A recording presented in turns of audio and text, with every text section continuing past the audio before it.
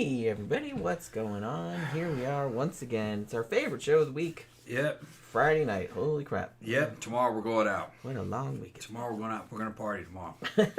As usual on Saturday night. Looks like we got our English people in here. Got our Norwegians are in here. The whole damn world. Yeah. Klaus and Tanya are in here. Everybody's showing up. Yep. So that's good. And we're drinking vodka and this fruit punch that I got from the dollar store. It was in the refrigerated section, which makes it more expensive. It was $2. It was $2 whole dollars. $4 a gallon. Yeah. So it's pretty good. It's not bad. I thought it was going to taste like Hawaiian punch, but it doesn't.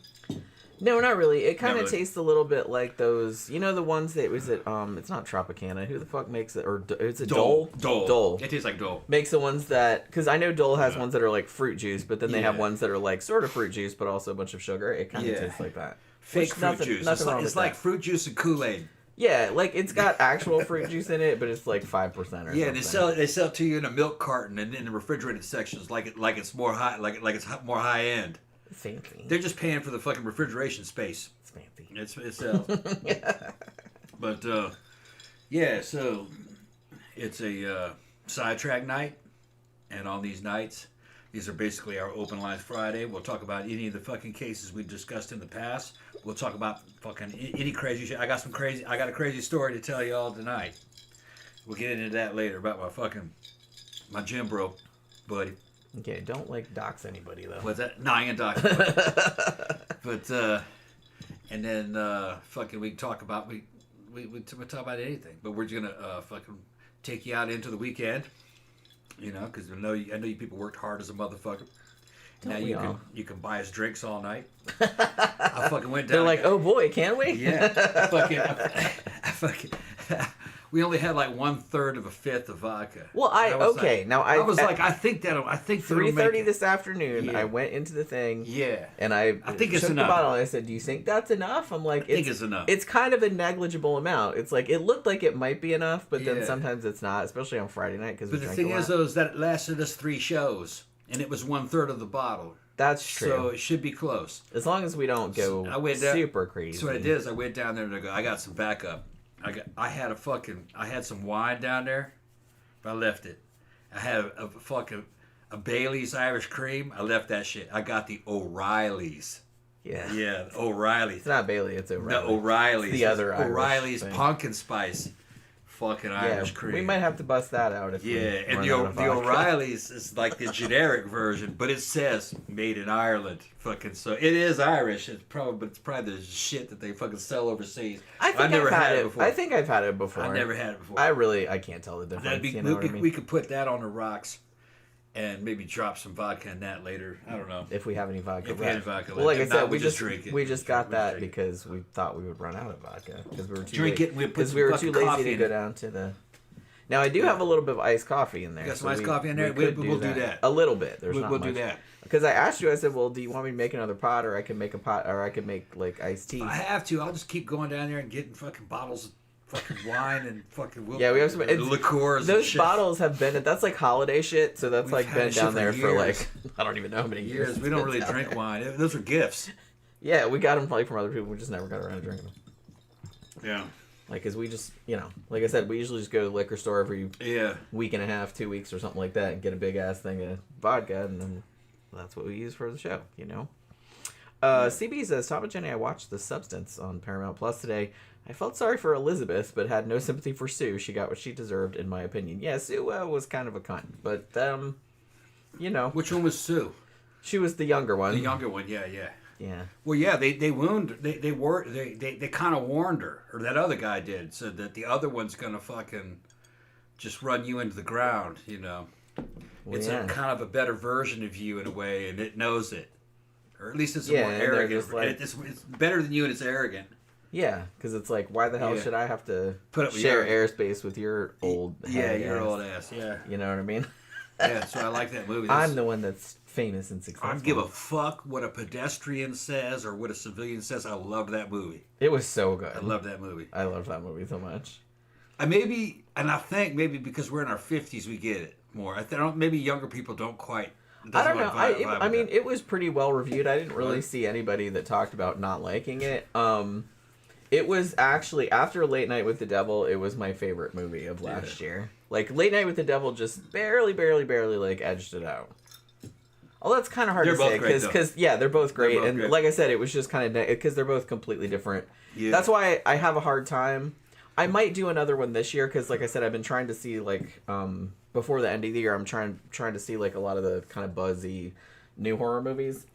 So I can do another video like I did last year. Because last year I had no problem at all, like, coming up with a top 20. And then there was, like, movies that came out in 2024 that I saw after that probably would have been on the list if I'd seen them before I did the video.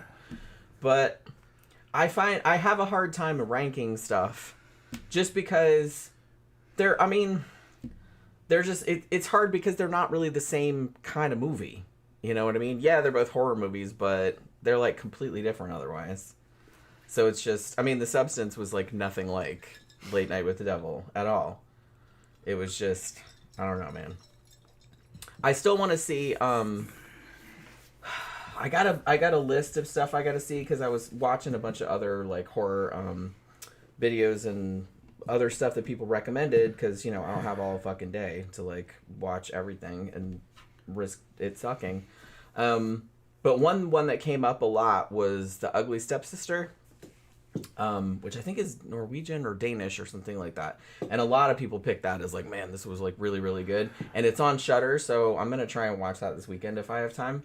And maybe do a review of that. Like I said, eventually I might do a review of VHS Halloween too, but I might save that until closer to Halloween. But, because I'm going to say right now, I liked VHS Halloween. I didn't like it as much as the first VHS or VHS 85. Those two are probably, like, tied for my favorite. I didn't hate any of the VHS movies except VHS Viral. I really didn't like that one. No, they didn't make an impression on me. But I'm not a big found footage fan. I like the fucking feel of cinema. You know what I'm talking about? Yeah. And the found footage ones don't really do that for me. Yeah, I haven't found a good one yet that I'm like, yeah. Okay, honestly, if I like found footage, it's gonna be more. It tends to be more like a mockumentary.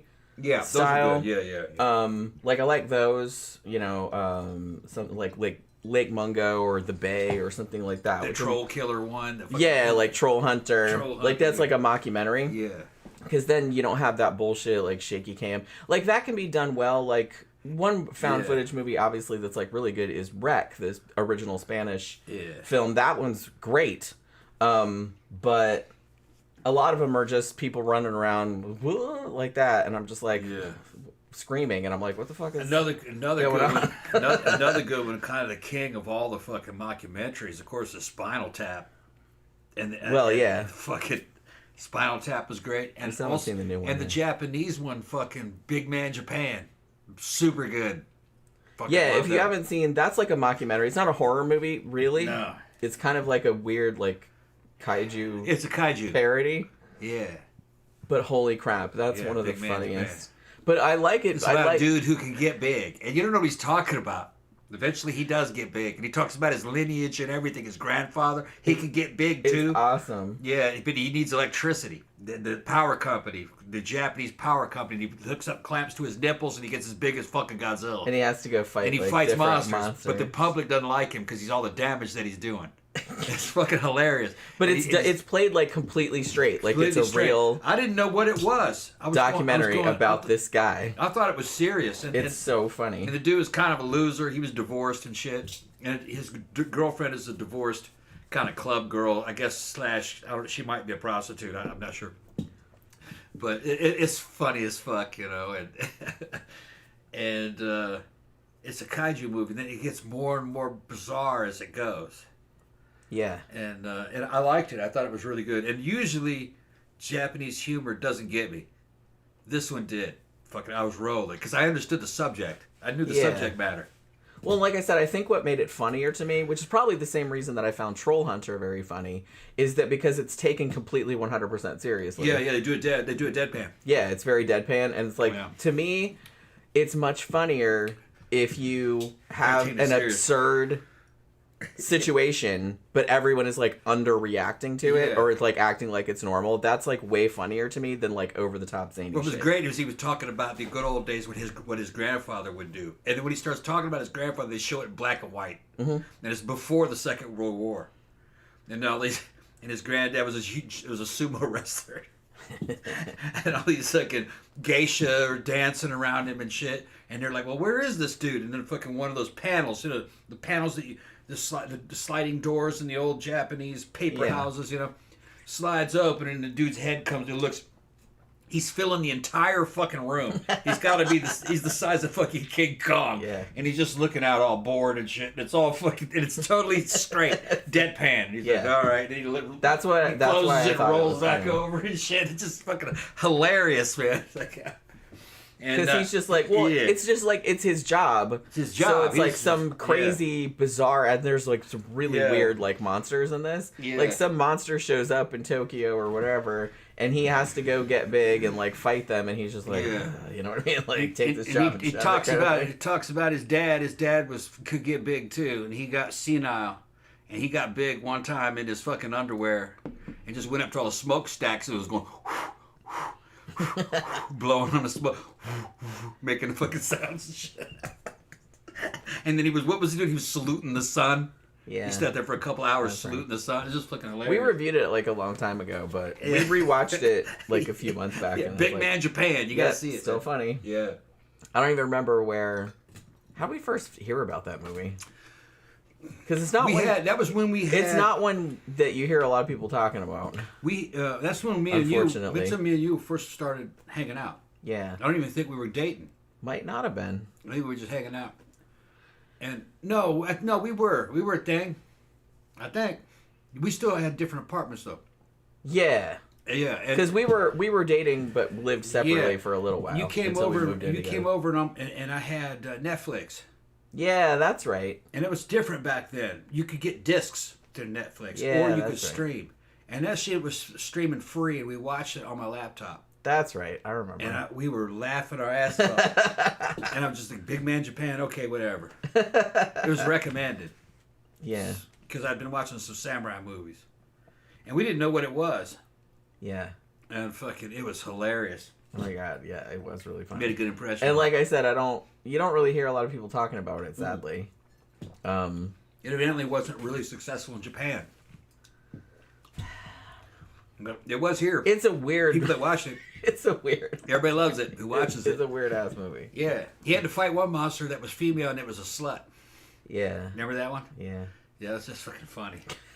And like I said, it's just fucking funny. It's just complete. It's kind of like, it's absurd, but it's also like low key at the same time, which is that's usually my sweet spot for for something being funny. Because like I said, I really don't like over the top like zany kind of comedy, like slapstick kind of shit, or like stupid, gross, like like juvenile kind of humor. There's kind of a place for that, I guess. Like, sometimes I think that's funny, but I don't usually think that's funny. But like I said, I love black comedies. And like I said, I love something with an absurd premise, but everyone's just kind of completely blah about it. Like, for some reason, that's very funny to me. Like, much funnier than everyone overreacting, you know? So I think that's probably why I found it so funny. Like I said, it's probably the same kind. It's because the same kind of humor as Troll Hunter, you know, similar kind of thing where this guy is like has this top secret job to like fight trolls in Norway, and no one's supposed to know about it. Yeah, you know what I mean. We'll see what everybody's talking about. Yeah, CB said it didn't help. I was eating my takeaway when I watched The Substance. Yeah, like I said, we saw it in the theater, and I don't think. I mean, they advertised it. They didn't make any secret that it was a body horror film. But because, I guess, for the first part of the movie, you didn't really get much body horror, so I think that when that shit started to happen, a lot of people in the audience were clearly not expecting it. We're clearly not ready for it. Petite Size Chronic is talking about who's hotter, me or somebody named Varg. I don't know. Will Varg in the chat? Oh, is Varg in the chat? Okay, yeah. What does Varg in the chat look like? We don't know. Yeah, I don't know. All we have is a little V there. Yeah. And even if he did have a little picture, it's way too small because my old blind ass can't see that. But you call it, I think I'm looking. It looks like a dude with a beard, so I'm kind of confused. Well, that's okay. Yeah, that happens a lot with me. Which I'm gonna get on my story today, but You're gonna get out of the story. yeah. How many people are in here? Klaus says his Danish movies are fucking awesome. I mean, a lot of them are. Like, I haven't, admittedly, I haven't seen a bajillion, like, Danish movies, but all the ones I've seen have been. Yeah, Klaus said Varg looks good as fuck. Okay. Ooh. Is that y'all gonna have to fight. Okay, we gotta fight. to see who is the superior specimen of manhood. This is a good time. Okay. Yeah, okay. I'm gonna tell my story. I'm not gonna mention any names. All right. Yeah, like I said, I'm not gonna show any pictures, but if I were to show the pictures, you'd be amazed. I guess it's probably about a month ago. I met this dude at the club who was kind of like lingering around, and then he finally came up to meet me. I saw him when I first went in there. He's jacked. He's about my size. He looked pretty fucking intimidated. He walked up to me. He looked real fucking thuggish. But I started talking to him. He was very cool. Turns out, he's like, man, I make steroids. So I'm going to give you some free. Some tests, because I make them. And I says, I'm not going to inject anything I don't know. He goes, no, I know what I'm doing. And he starts talking. And I was like, all right. I got his, somehow, he goes, I'll message you. He said I knew him already, but I didn't recognize him. And he goes, I'll message, I said, well, friend me on Facebook and fucking we'll talk. Well, I mean, we meet a lot of people, and I got thousands of people. To be fair, I have like almost the limit. So it's just like, so we meet people all the time, and I try to remember everybody, but it's like, if we just met you one time and we were probably drunk at the time. Yeah. And if I see you again, I might or might not remember. Right. So like, please don't be offended. So, he said, I'm already on your friend list. You met me before. And I was like, I did? And he was like, yeah, don't you remember? And I was like, nah. And he goes, he's like, I was probably super. And then he's kind of getting up. And he goes, you don't remember me from iBar, from Independent Bar back when it was on Orange Ave, right? And I was like, no. And he's like, yeah, I didn't think so. Because he's talking about like 10, 15 years ago. Yeah, that was a long time ago. She says, I've been gone, but I'm back now. And I said, yeah, I don't really remember you, man, but don't take offense. I just, fucking. It takes you a while to remember new faces and shit. It says I'm blasted in the club a lot of time. I don't even remember driving home sometimes. he's like, oh yeah, I know it's like, but he's about my size. I thought he was bigger than me actually. Later on, he told me he was only 5'5", but he weighs like close to 187 pounds, and he's just fucking a beast. He's just. And he's just jacked as shit. And I was like, Jen, is that guy bigger than me? And she goes, no, you guys are about the same. I was like, he looks fucking huge. I look like that? And he was like, yeah. Like, all right. So all that night, man, I'm into fucking John and fucking I says, man, you looking good, bro. You looking fucking juicy and shit, man. And he goes, yeah, I'm gonna send you some free samples. Jim Bros. Yeah, everything. I'm gonna send you a free sample. And I says, I'm not injecting any random shit. He goes, oh, no, I know what I'm doing. And he's talking about where he's getting his materials. And I was talking about, and he knew what he was talking about. So anyway, he started messaging me over, I don't know, a couple weeks. And I got to know him a little bit. And we were mostly talking about steroids and the endocrine system and science, and he's talking about he's trying to bind shit to control esters. He's getting the components to make this stuff. He's basically running a laboratory, and he's going to gyms and he sells stuff at gyms. And his girlfriend, was with him, and they got kicked out of their house or something because her mom didn't like him as he was living with his mom. It's a long story. And they're in this motel now, fucking a weekly motel while they're trying to get a new place to live, one of that kind of deal. And yesterday, he's like, man, I'm fucking gonna have to go to the fucking hospital, man, to see my doctor. My blood pressure is fucking sky high. And I said, what are you on? He goes, I'm on test trend. So he's giving me the specification. I says, what the fuck you doing on trend, man? That shit'll make you gay.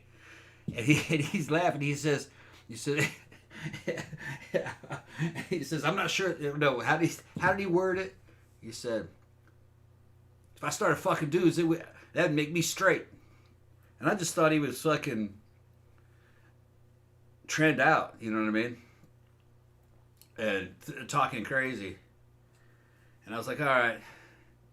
And then later on, this was like in another time he was messaging me. He goes, look, there's something I've been wanting to tell you. I just didn't know if you could take it the right way, or, you know, about me. There's things about me, you know, this and that. And I'm going, this dude's gay, you know. He mentioned bisexuality during this shit, and I says, okay, he's gonna fucking put the moves on me, because that happens with these gym bros sometimes, you know. It does, yeah. And so I just kind of ignored it, and then later, he's like, he goes, I was telling him, I says, why don't you just drain some of your blood out, because you had high blood pressure, and he goes, yeah, but I fucking he's like, I'm afraid of passing out during the training process of it, because I can't trust my girlfriend, and if I pass out, I'll just bleed out and die. So he goes to the doctor, he comes back and he goes, I feel better now. And I said, you know, you shouldn't be fucking with that shit. I said, how much were you on? And he gave pretty small amounts, and I said, you always, and I was just like, I was like, that's kind of a small amount. It says, why were you having a reaction like that? I could do that kind of reaction. I don't even need aromatase inhibitors. And I said, what, you must have some, it must be your genetics. And he goes, yeah, I was born with the wrong genetics. And I said, I can't tell, man. Your reaction to the thing is fucking amazing. You look at you, man. You're responding well to therapy. And he goes, yeah, for what I am. I'm going, what? What the fuck does that mean? And he goes, I wasn't always like this. And I was going, what exactly are you trying to tell me? Well, don't take this the wrong way, but yeah, at 14, you wouldn't have recognized me. And I said, you're a girl, aren't you? And he goes, no, I'm a kitty. You're a kitty? And he goes, yeah, ha, ha, ha. And I said, you're trans, aren't you? And she's like, don't tell nobody. It's a chick. You are, though. Yeah, it's a chick. I never would have known. Jen's seen him. You would never suspect. Dude's a beast. Well, like I said, I don't usually think that kind of stuff. No, he was the only big motherfucker in the club. People are moving out of the way of him. He's not tall, but he's just like a... Yeah, he was about... I don't remember... I didn't really talk to him or anything like that, but it's just like, he seemed about your size. Yeah. I'm looking at him and he's looking huge. No, he was about the same size. I'm just not really, I don't really have a good sense of how I look, but he gave me the numbers, and our numbers are real similar. Yeah, that's what I mean. Y'all looked very comparable. But he was looking huge to me, and he was kind of intimidating. He's got his face, you know. And I was just like, so that's why I don't recognize you. And he goes, yeah, I've only been like this way since I've been doing this for 20 That's why. So he was kind of dancing around it, I guess. Yeah, because he didn't want to say outright. Yeah.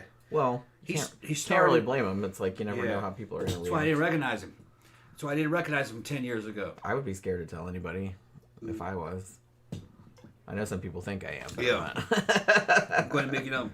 Yeah. We still have vodka left, right? Yeah. We haven't gone through it already. Yeah. TB says, Tom, you should dress as Jenny for Halloween and see if you can match Jenny's hotness. Yeah, that never happened. No way. He doesn't have the boobs. He could put some fake titties on. That'd be funny. That would really be funny. You could wear one of my wigs, and I don't have a beard though. That might be an issue. People would know it wasn't me. Because he has a beard and I don't. I'll ask. Granther's asked a question. I'll ask him when he comes back. Hold on. But let me see. Yeah, Tran. What the fuck? Are we still doing the what you call it? The fruit punch? The quote unquote fruit punch. The fruit-ish punch. It's not bad actually for being only $2. Hey, I'm a cheap bitch like that. Yeah. Gramthers asked if Marilyn responded to your text about making out with Tom Cruise. No, not yet. No. So we don't know if she was offended or she just didn't see it. Gramthers also says the Florida Project with Willem Dafoe is about Orlando's weekly motels. I've been wanting to see that, actually. Like, it's not... It did look good. I saw a trailer for it, and I was like, oh yeah, I should probably watch that.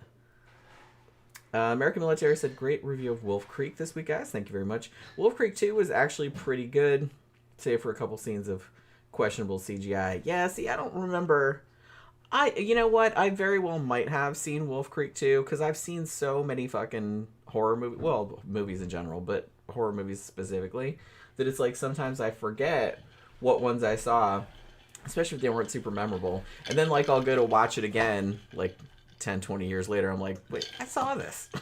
Like, I don't even remember. You know what I mean? So it's possible I could have seen it. And that when I watch it again, I'll be like, oh yeah, I did fucking see this.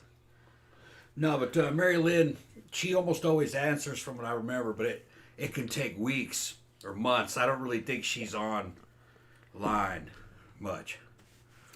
I think she has somebody fucking posting all her social media. I don't think she does it. Well, yeah, if you're famous enough, yeah, you usually have somebody there's a company to do that for you. And well, then, I mean, that's a large part of my job is posting shit for not celebrities, obviously, but for companies. For companies, yeah. Because they don't, they're too busy doing their company thing. They don't really have time to, like, post crap on social media. And then I think at the end of the month or something, they hand her messages that might be personal messages. Right. And then she responds to them. Chog says, or Seahogs, I'm not really sure. I have my volume turned down since I'm watching the Ed Gein series with Mother. That's pretty funny. I've heard that was terrible. Have y'all watched the Ed Gein thing? It's on Netflix, right? Every single person that I've seen talk about that said it was terrible and no bother. So. Oracle's waving, and she's waving at Pookie. Pookie's right there. Yeah, I get her. She's like, oh no, someone's gonna get me. Come here. Say hi to everybody. She's like, oh boy, there she is. Aw. Yeah, say hi to Oracle. Wave. Yeah, big wave. Hey. Making her wave. Oh, you getting fat. You been fat. Yeah, she's looking at me. She's squinting at me. Don't you squint at me. Yeah, she gives you that face she's like yeah. She makes a little mad face. She has one of the most expressive faces I've ever seen on a cat. Like, she makes very, very human facial expressions. If you say something like kind of fucked up or sideways to her, she totally looks at you like, yeah. She was hand raised, so little baby. So she's got human facial expressions. She thinks she's the people. You think you're a people, don't you? But she definitely thinks she's the people. Yeah. But not so much. Bam, not so much. Bam knows she's a cat, but Pookie thinks she's a baby. Papa77 said Ed Gein was not that great. They took too many liberties, I guess. Yeah, everybody's saying it sucks. That's what I've heard. I've heard everybody saying that about that. Grandpa's talking about the Florida Project with William Dafoe. Yeah. Orlando's weekly motels. Yeah, they're everywhere. They were everywhere here. Yeah, and I mean, some of them... We passed one on the way to Barbarella. I think it's actually... Isn't that one a countryside? It's like a nationwide chain. And I think that one, because they have like a big, huge sign every time, like, you have to stop at this stoplight, like, before you turn and go to the club, which is right there. And they have one, I think it's a countryside Inn and Suites, whatever the fuck it is. It's a massive place. And they do weekly, I think it's not much. 300, I think it ends up being like $1,200 a month or something. Which is actually not bad because you don't pay, I assume you don't pay like electric or anything like that you would pay if you were living in a house. Right? Yeah. And so, and you have your room cleaned for you. That's kind of like having free maid service. That's kind of nice. I'm not really sure how it works. I've never lived in one of those. A lot of times it's somebody who's kind of transient in between stuff. Yeah. Or somebody who's fucking... We knew drug dealers that lived in them. Yeah. Here in Florida, if you're a sex offender, you're going to have a hard time getting a fucking apartment. They'll live in them. Well, yeah, because you're on the register. You're on a register, yeah. And no one wants to live by your ass. And understandably so. You know? Just like that. Man, we were watching... See, because we're not depressed enough in our daily life. So, like I said, we have to watch, like, true crime shit. And this time, even Tom recommended it. So it wasn't me this time. Yeah. We watched all of the I Survived a Serial Killer ones, which was disappointing because I kind of really liked that. Yeah, there wasn't enough of them, though. There wasn't enough of them. They need to make more of those. Because that one was kind of like, I mean, it was horrific, but at least you knew the people lived. Like, they were on there, like, telling the story. Yeah, it's better to hear it from the horse's mouth of fucking what happened. Of what exactly happened. So we moved on to, because the Surviving a Serial Killer, that was People Magazine, and they have, like, a whole fucking seasons and seasons of true crime stuff. And so we started just watching one that was just People Magazine Investigates or something like that. So they weren't all... Some of them were about serial killers, and some of them were just about murders and kidnappings and stuff like that. So we started watching those. And they talked about the very famous case. It was actually in Florida. It was Homosassa, which is... I think it's over on the west coast, I want to say, like by Tampa or something. And it's kind of rural-ish sort of area. And it was about... what was that little girl's name? Jessica Lunsford. Yeah. It was a very famous case back in, I want to say it was like 2005 or something like that. And she was legit stolen out of her bed. Yeah, in their trailer. She was like 9 years old. Yeah. And for a while they thought like the dad or the grandpa, because I think she lived, her mom like lived in another state, like they had broken up, and the dad was a single dad and he got custody. And he was raising her, and they lived with his parents. So she lived with him and her grandparents. And so for a while, they were like, look, there's no forced entry. The dog didn't bark, all this other kind of stuff. He just walked in their house and put them in their bed. So for a while, they thought that maybe the dad or the grandpa had something to do with it. But then they figured out that it was actually their fucking neighbor. Yeah. Like, he was a sex offender, but he had moved from the address where he was registered, which you're not supposed to do. You're supposed to, like, tell them where you're going. And he was staying with his sister, who lived, like, right across the street or right around the corner from them. And he was just a creepy old man. Yeah, he was just a fucking creepy old man. An old crackhead. He just went and took her. Yeah. And the most heartbreaking part of that is that the cops, they didn't know he was living there at the time. But they were canvassing all the houses in the neighborhood. So they went to that house where the sister lived. And the sister was like, oh, well, I have a couple roommates, but they're not home right now. Now, they didn't have a warrant because they were just doing a general neighborhood canvass. So they could search all the common areas in the house because she said it was okay. But the roommates' rooms, they couldn't search those because the people weren't there, like, to get permission. Because, like, if you have a warrant, obviously you can search anything you want to. Yeah. But if you don't, like, you can't do that. The little girl was in one of those rooms. She was in one of those rooms, and she was still alive. In the closet. Tied up in the closet. Yeah, and she was watching them look for her on TV. On TV. He was letting her watch television while he was gone. And the cops came right in there, and she heard the cops and everything. You could hear them talking, and she didn't call out. Yeah. And they left. Later on, the dude came back and panicked and tied her hands behind her back in the middle of the night, walked her out of the house outside his window, buried her, put her in a plastic bag, and buried her alive. Yep. All she had to do was call out. All she had to do was fucking just run. I mean, yeah. And her house was right there. Yeah. I wonder if she knew. I don't know if you could see it. She knew where she was. She knew she was in her neighborhood. Yeah, she walked over there.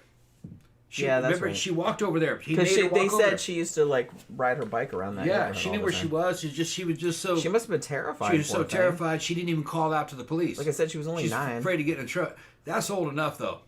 Yeah. I'd be, hey, police!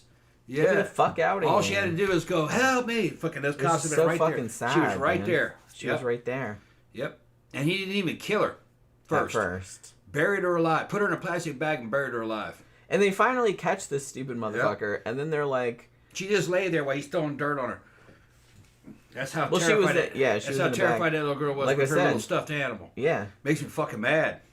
Yeah, and I was just kind of, and then they finally caught this scumbag, and like they're interviewing him, and they had audio of the interview, and then he starts crying and shit. Like, I don't know why I did it. And I'm like, a little fucking late to be sad about it now. He felt bad about it, but he piece of shit. He felt bad about it in retrospect.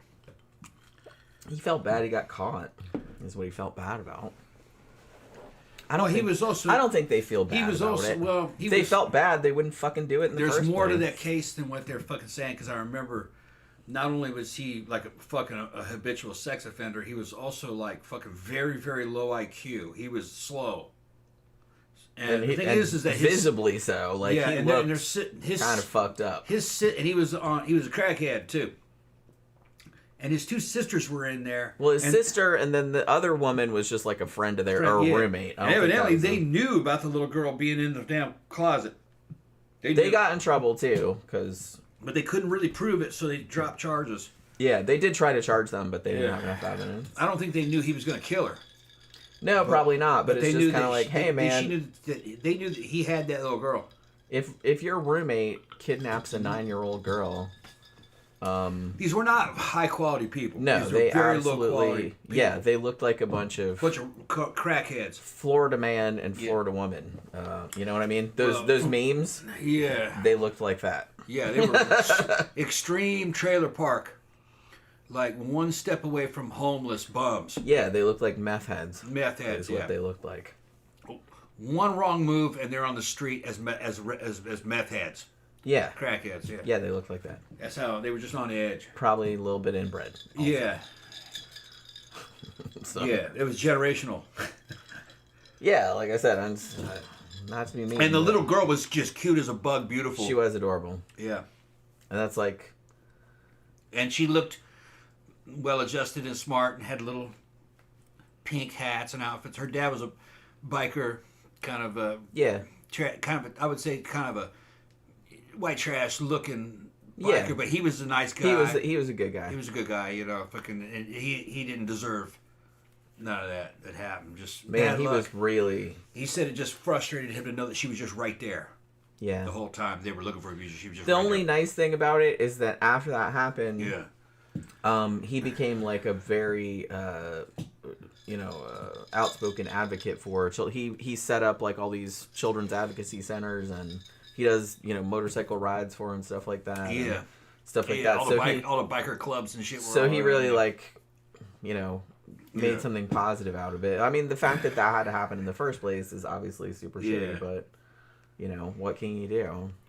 It's fucked up. And the dude just walked into their fucking house. Like, the door was unlocked. Yeah, just walked right in. He just walked right in and took her. The grandma was in there and everything in the middle of the night. Yeah, the grandma and the grandpa were sleeping. The dad wasn't home. He was at his girlfriend's house. And then he came home at like 5 a.m. because he had to come home and change clothes so we could go to work.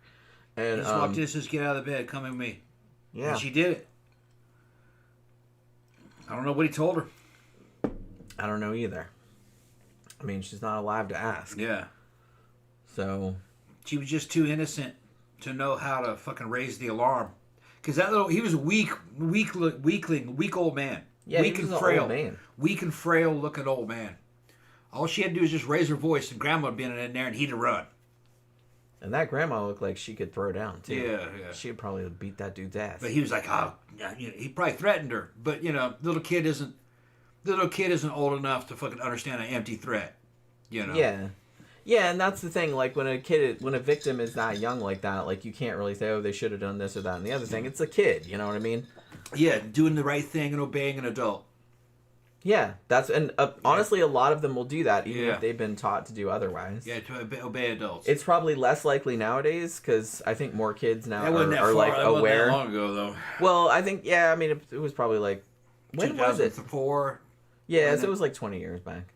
But still, it was just kind of like it might have been that long ago. Maybe it was 2012. Maybe it was 2012. I can't really remember because we watched a bunch of them in succession. So I'm kind of and I fell asleep to a couple. Not during that one, but like a couple because I was really tired. But so I was kind of confusing some of the details. I remember hearing about that at the time too because, like I said, it was Florida, and we don't live that far from where that happened.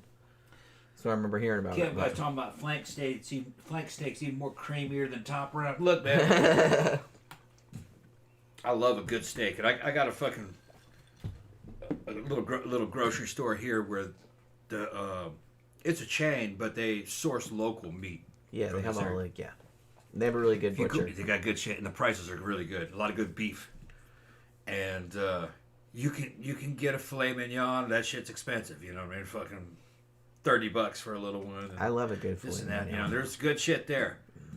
But sometimes you can go down there and get a cheapest fucking cut of meat ever. Fucking blade steak. Yeah, you can get like a big thing of blade steaks. Big like a whole thing bunch of fucking, them. Yeah, family pack. And it's under $20, and I think there's about 8 steaks in there. Yeah. And they're some of the best steaks. It's tender. If you know how to grill make it right, them, if you know how to cook it. It's only got one problem. There's some sinew running down the center of it. Yeah. So it's not a perfect steak. That's why they're cheap. That's why they're cheap. That piece of sinew.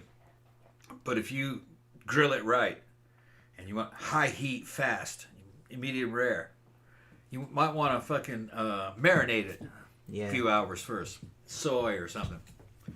But it's tender. Tender and tastes good, man. It's like fucking it's like a porterhouse. Like a small porterhouse, but it just has a piece of fucking sinew running down the middle of it. And honestly, I don't really have. It's a not problem that bad with though. I just cut through it and eat it anyway. Yeah, I mean, we either have them just plain with like potato and veggie. Yeah. Or sometimes we put them on sandwiches. Yeah. Like it's make a steak sandwich. It's good for a sandwich, or if you just want them with steak and potatoes, and you want to spend under $20 and have eight steaks. Yeah, well, eat on those for like several days. Yeah. Not every day, but and it's beef. Yeah. And fucking the way beef runs through the human system, man, put fucking muscle on you.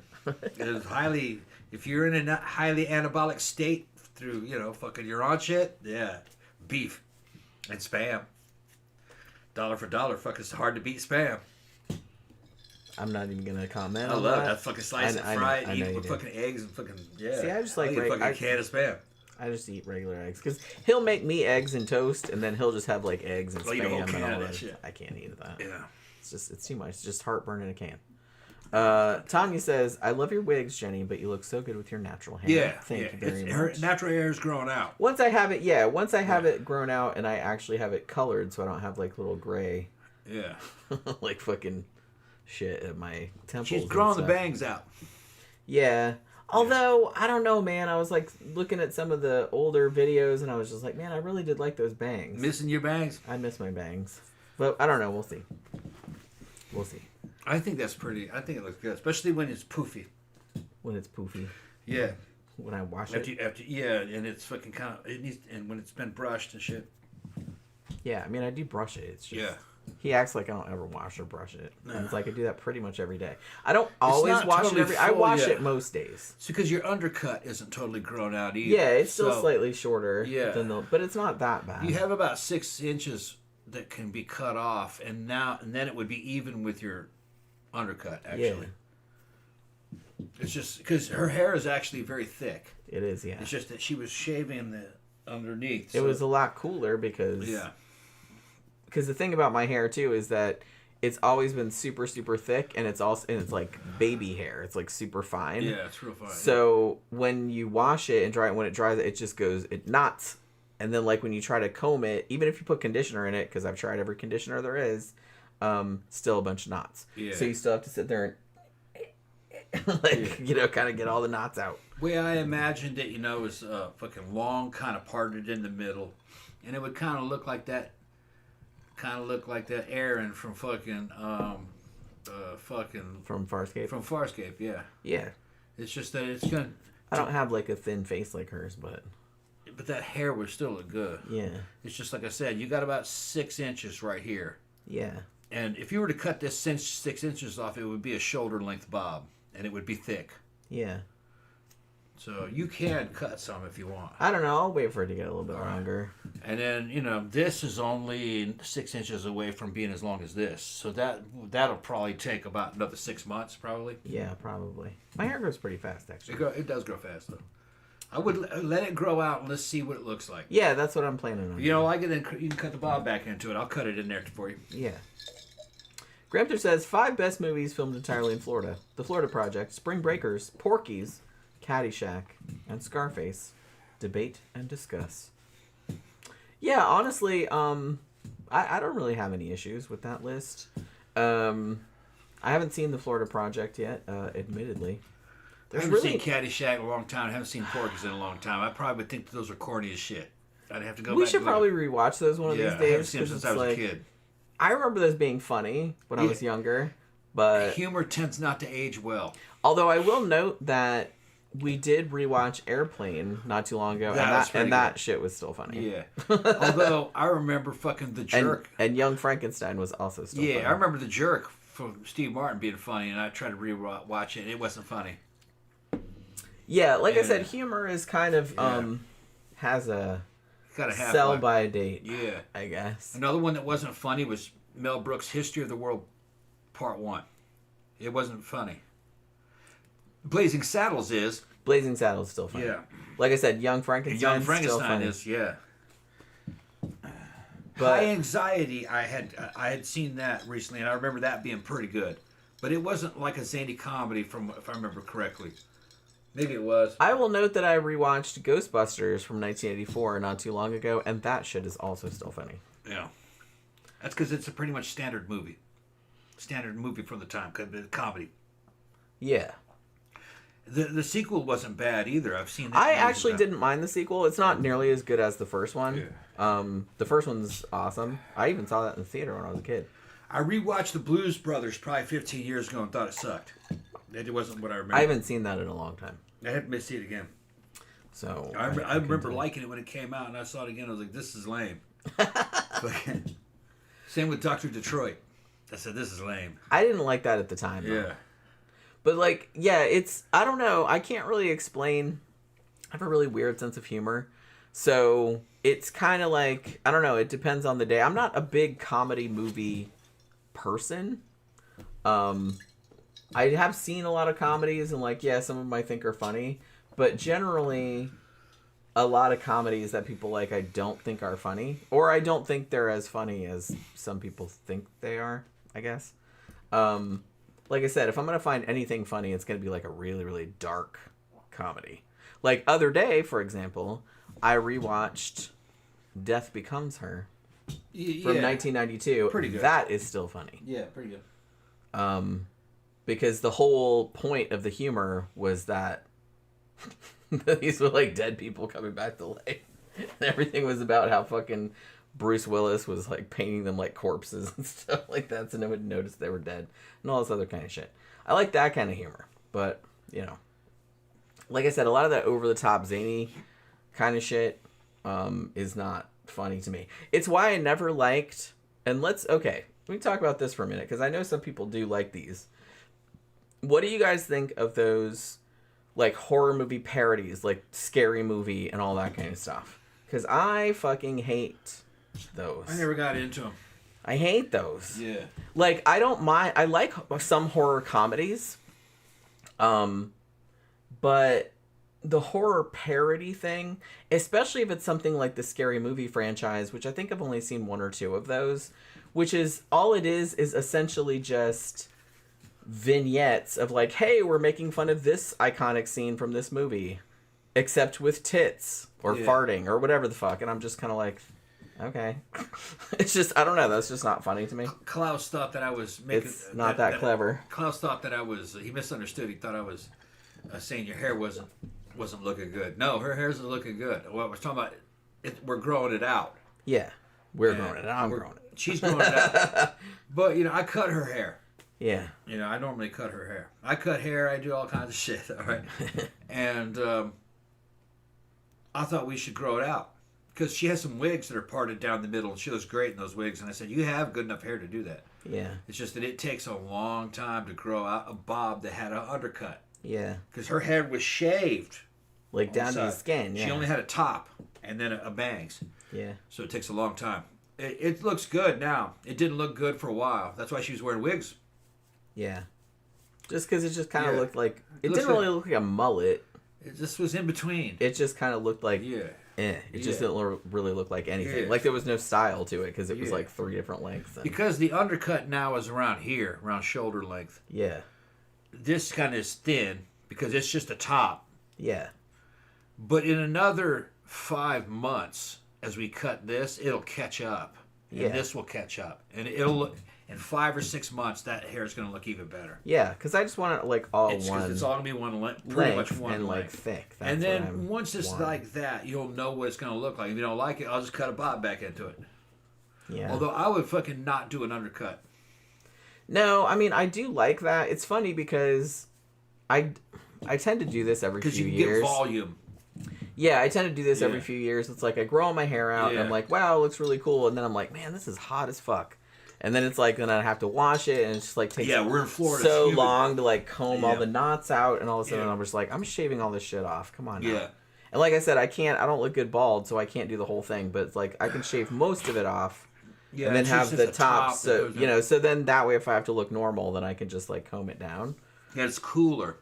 But yeah, it's like a lot. Yeah, I understand why she does it. That looks pretty good too. My hair's a pain. Looks pretty good, yeah. I mean, honestly, we were just trying to grow it out to be kind of like some of those long wigs that she had, like your long blue one. Yeah. Yeah, it'll look good. It's just you got another 6 months. I'm actually surprised that because we were looking at it went faster than you thought, though. Didn't yeah, because it seemed to take a long time. But then we were like looking at some of our videos or the live streams that we did, and they were only from like 10 months ago. Yeah, and I still had bangs and all this other kind of stuff. So I'm like, okay, it happened faster than you think. So I guess it didn't take as long as it felt like it. And yeah, you looked good with bangs. Yeah, I like having bangs. I haven't had bangs my whole life, but most of my life. Yeah. I usually, because every now and then I'll be like, no, I'm just going to grow the bangs out and everything will be like that. But then I'm just like, nah, I want the bangs. The thing about that part, kind of parted in the middle, all the same length, is it is an elegant look. Yeah, and it's kind of timeless. It's kind of timeless. It doesn't go out of style. So I'd just like to see what it looks like on you. And we're almost there, about 6 months. It'll get there. It'll get there. Yeah, it'll look good. I think it'll look good. And if it's not what you thought it was and it's a pain in the ass and you don't like it, we'll cut a bob into it. Well, like I said, I wouldn't do it. I've got lots of wigs. It's not like it's not like if my hair like all fell out, like I'd just be like, nah, I'm good. Yeah, there are girls here, goth girls here, fucking shave all their hair off and just wear wigs. Yeah. You know. Well, some by necessity. We have a friend that had breast cancer and she lost all her hair because of chemo. So she's the show business type girls don't have hair. Yeah, it is easier. It's easier. Like I said, but I'm too lazy to wear wigs every day. And like I said, it's hot as balls here, so it's like I don't. Yeah. Because they are kind of hot. Yeah. Okay, let's see what else they're talking about in here. Talking about how funny Spinal Tap was. Yeah, Spinal Tap is good. Spinal Tap is so funny. A lot of movies from back then are still funny. It's just that. Yeah. Some humor doesn't age well. Because it's too... Okay, hold on. Fan of horror. What horror fan... What's his name? That's CB. CB, yeah. CB's asking me if I like pork scratchlings. Scratching? Oh, yeah. Scratchlings or scratchings? Scratchings. Is that what it says? Are we talking about like scratches, pork scratchings? I don't know what pork scratchings are. I know, like I've heard of that. Like we do, like because my grandpa used to eat those. I never heard of them. We didn't have them in Mississippi. We had hog jaws. Yeah, my grandpa ate those. Not that good. What I liked that was odd when it comes to pork was head cheese. You think, what the fuck is head cheese? You get a pork. I know what head cheese is because of Texas Chainsaw Massacre. Yeah, you get a pig head. I don't think it doesn't have the brain in it though. They use that for other things. Take a blowtorch and you fucking burn all the fucking fur off of it. So all right, sure. And you take it. I guess you boil that head until, or slow cook the head until all the flesh falls off of it. Then you just throw the bone away. All right. And you take all that flesh and you mince it. And then you make like salami out of it, I guess you could say. But it's not salami. It's more like it's got the gelatin from, it's probably from bones or pig fucking trotters. I don't know what it is. But you're making a lunch meat you can slice, and you can put it on bread, or you can just, if that's your thing, or you can just take pieces of it off of the slice and put it on crackers and eat it with cheese. It's called head cheese. It's very good though. It's not. It doesn't have a low end taste. It tastes very good. It's kind of like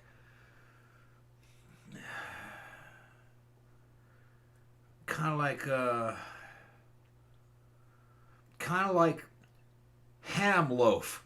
You know the fucking Oscar Mayer ham loaf where you see big pieces of ham in a cube and they pre-slice it and you eat it on. It's kind of like ham slice or fucking bologna or something like that, but it's much better than bologna. Much better. Like I don't like bologna. You couldn't get me. I liked bologna when I was a kid.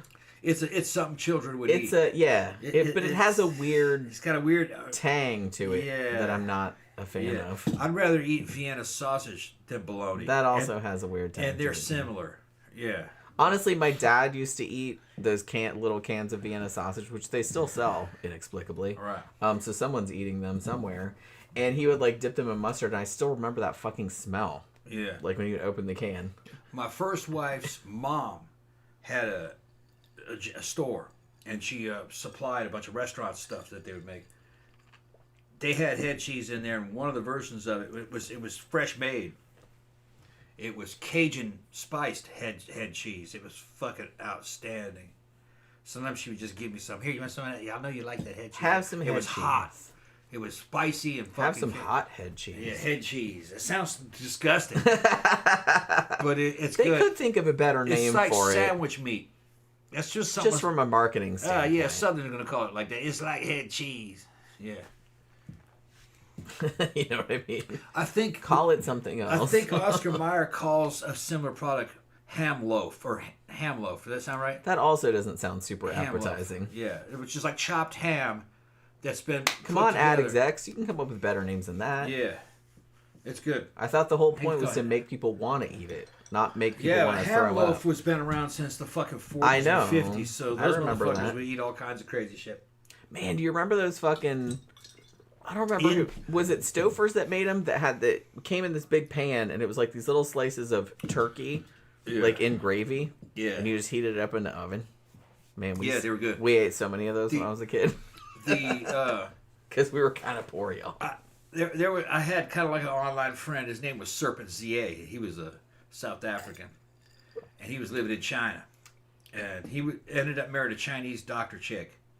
And leaving China, and he lives here in the United States now. But he was making motorcycles and everything, so he was kind of like a builder. And the motorcycle business didn't work in China. But he was making all these little videos, and one of the things that fucking he was saying is he said Chinese girls have kind of a fucking fanciful idea of Western men. You know, they see they think they're kind of exotic. But when they start dating them, sometimes it backfires. They get extremely annoyed that Western guys will not eat common Chinese food. And it's because common Chinese food has a lot of internal organs in it. Yeah. And most Americans will not eat any internal organs. And so... We didn't grow up eating it. It's just... So the Chinese women would be complaining online to other women, well, yeah, but you don't know those guys. They will only eat chicken breast. I mean... No, what it was is in China, they would only eat the chicken breast. Well, yeah, that's all y'all have. Because that was the only thing that was... Because they could recognize. Yeah, they're eating all kinds of fucking shit that are brains and guts and fish guts and now, my grandmother would eat calves' brains. Yeah, some people do, but it's rare. The older generation. That's a very southern, old school southern thing. Old school Southerners would eat came in a shit can that a new Southerner wouldn't eat. Yeah, because all of us, like her grandchildren, were horrified. Yeah, horrified. Why would you eat that? Old school Southerners were like something out of fucking Scotland or Ireland in terms. The income was lower than it is now. The South was recovering from the Civil War. The infrastructure for getting fucking items from far away wasn't there. Everything was kind of local. And they were eating things like pickled pig's feet. Yeah. Potted meat. Horrible. Pickled pig's feet, they would even sell that in convenience stores. Like the 7-Eleven next to my grandma's house. Yeah, you don't even see that anymore. Had big jars of pickled pig's feet and pickled eggs. Pickled eggs. pickled eggs, which is a hard-boiled eggs been pickled. Yeah. And it's bright red. Yeah. And it's kind of hot. So are the pig's Yeah. feet. They're bright red.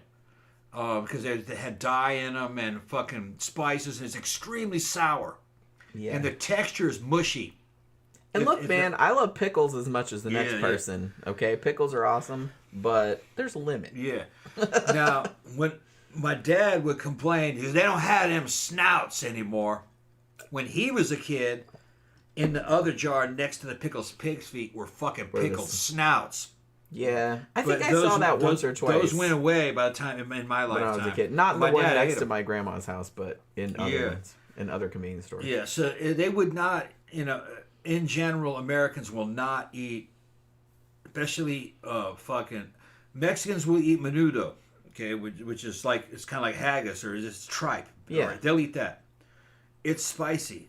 When I was in the army, my friend Miguel Trefino, he's like my brother. He's from South Central Los Angeles, okay, and his mom sent him a can of fucking menudo from Mexico, and he goes, "Oh, this is the best.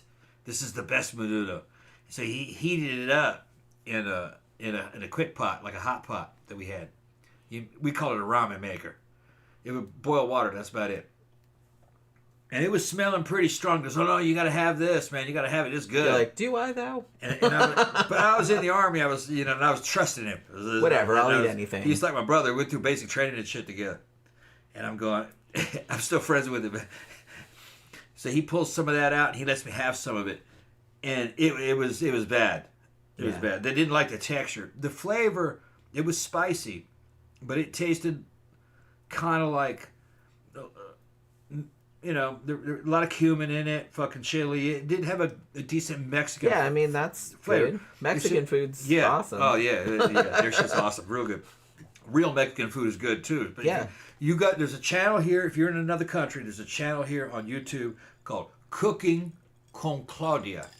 All right? And she's a Mexican girl that speaks English, and she teaches gringos how to fucking make Mexican food. Mexican. And she's real good. And I've done many of her recipes. Okay. Anyway, I was just like, nah. It had that internal organ flavor. Well, but which is very... the only time that I don't mind that is like at Thanksgiving, Tom will make... I love gizzards. Yeah, so he'll make a gravy usually. He'll make like a regular kind of vegetable gravy with like the vegetables scrapings. Make turkey gravy. And then he makes a turkey gravy that also has the liver and because I'll make three. Oh, you make I make a regular turkey gravy that is just a turkey gravy. There's no meat in it. Then I'll make a green gravy that had everything from the stock pot. Yeah, like celery and onion and shit like that. And there'll be a little bit of gizzard in that, maybe a little bit of we call it a little bit of liver. Yeah. But then I had to make another one that is a combination of the two. It's liver and gizzard. Yeah. And it's a and that's actually good. Yeah, it's good. So I have three. It's not like overpowering. And we'll never eat all of them. We never eat all that gravy. It's just that was free. It's from the cooking process of the turkey. Yeah, might as well. Might as well make these gravies because you're just going to throw them away anyway. Because what you do is just add a little bit of flour or water. Yeah. To different batches. So, but you should see the new kitchen that they put in downstairs, man. It's like a pro kitchen. It's almost done. They came in yesterday and put the counters in. Yeah. Yeah, the sink is not hooked up yet, so we still. And they're marble counters. We still can't wash it. Marble counters. Yeah, it's like white marble. And in the center is a big workspace that has a sink in it, where you can make pastas, bread. I can make pizza dough on it. It's a big sink. Fucking. No divider in the middle. No dividers. It's nice. Just a big square, rectangular workspace with a sink in it, and all the cupboards now open, and they're drawers that come out. So you don't have to reach in and dig. You pull the fucking drawer out. It's got all the pots and pans and shit stacked in there. It's a badass. And they're dark blue, and it's really pretty. I had enough equity in the house to get another loan to build a kitchen. So then, when the appraisal happens, if we move, man, I got a pro kitchen down there. It looks really nice. It's not quite done yet. They haven't done the floor around the island, and they still have to reconnect the water and stuff. They had to put the handles on the drawers. That's right. Yeah, I was wondering about that. Yeah, it was expensive. Yeah. It was $30,000. Yeah. Yeah. It looks really nice. Yeah, though. but the value of the house will go up quite a bit, though. Big new fridge, everything. Right. Yeah. And it's a lot better than it. I mean, the kitchen we had before wasn't that bad. No. But it looks a lot better. And to relieve stress, I got a lot of work done on the RD350. The motorcycle's coming along. Got the fucking bottom engine cases together. I'm painting wheels. And I have 70% of the bike. See, there you go. Yeah. And fucking I've been talking to Grok about local market values. I'll have about $3,000 in it when it's done. It'll be worth between $9,000 and $12,000. It's a 1973 RD350, but it's not the street version. It's going to be a replica of a mid to late 70s race bike. Not a street bike. It's going to be a race bike from late 70s. A replica. And it's going to be really good. CB says, Jenny also look even more sexy with your real hair. Well, thank you very much. Gramthers also says, about unrecognizable transgender, I worked with a female cop in Washington State back in the 1990s who later changed to male. 20 years later, he was elected sheriff, and I saw a photo of him, bald and bearded and heavy muscle. I would never have guessed it was the woman I worked with at whatever that city is named, PD. Yeah, I went to school. One of my best friends in high school was a girl who she was very she was kind of boyish, you know what I mean, like a tomboy type, and she was a lesbian. Back then everybody kind of knew that. And I was, for context, I was in high school in the late 80s, from 87 to 1990. I graduated in 1990. And then years later, I found out that she had also transitioned. And you would never know. You'd never know. Like, I don't remember that she got, like, super jacked or anything like that. But like I said, you would never know. And I was just kind of like, oh, well, that makes sense, I guess. You know what I mean? I never really thought about it. Like I said, she was just my friend and back in high school. And when I got told that later on, I was just kind of like, oh, well, all right. That makes some sense then, doesn't it? So, yeah. Let me see. CB says, pork scratchings or pork rinds. Oh, okay. I'm not a big fan of pork rinds, to be honest with you. Like I said, that was kind of like my grandpa was into those. My dad was into those. It's funny because that's like real rednecky kind of food. It's like pork rinds. You can buy those in just bags like potato chips. Like, they're pretty, I don't know if I'd say they're super popular, but a lot of people buy them. Like, you can get them pretty much anywhere. Let me see. Oh, John Gore says steakums. Oh my god. I for real, like, unironically really like steakums. Like what? Steakums. Steakums. Yeah. Sounds familiar. Which one was that? There's little steakum sandwiches. They come as, like, they're really, really thin. Yeah. Beef, and they come in a box, frozen, and there's, like, wax paper in between them. Yeah. And you just throw one or two of them in a pan and heat it up, and then you just eat it on a sandwich with mayonnaise or something. That shit's good. Yeah. Can't wait. I'm talking about muffalata too. Haven't had that in a while. Oh yeah. They had those things up north. Yeah, those are good. Yeah. We got a super chat from Papa77. It's okay, Jenny. Most people outside of Washington State can't say our town names. Yeah, I've noticed. Because, like I said, I do a lot of true crime shit, and there's, like, a lot of stuff that's, like, set up there. And I always have to check. Because I'm like, it looks like it's spelled this way, so I'm thinking that it's probably pronounced that way. But just in my experience, I know it's not pronounced that way, so I have to look up how to say it. You know what I mean? His grandpa said that he worked at the fucking butcher shop in Trenton High School. That's right. I remember you telling me about that back in the day. Hi, Poopy. Said that grandpa said the Polish men would buy an inch slice of head cheese. I didn't realize they had a head cheese in Michigan. Head cheese. The Polish head, yeah, it's good. You would think it would be cheesy. It's not. It's meaty, and it's just like a lunch meat that you can make, and you eat it on crackers or bread. If you spice it right, it's fucking beautiful. And it has just a ham flavor. It doesn't taste like anything weird, just normal ham. Okay. Oh shit, I lost all the comments. Where'd it go? Somebody was asking me something.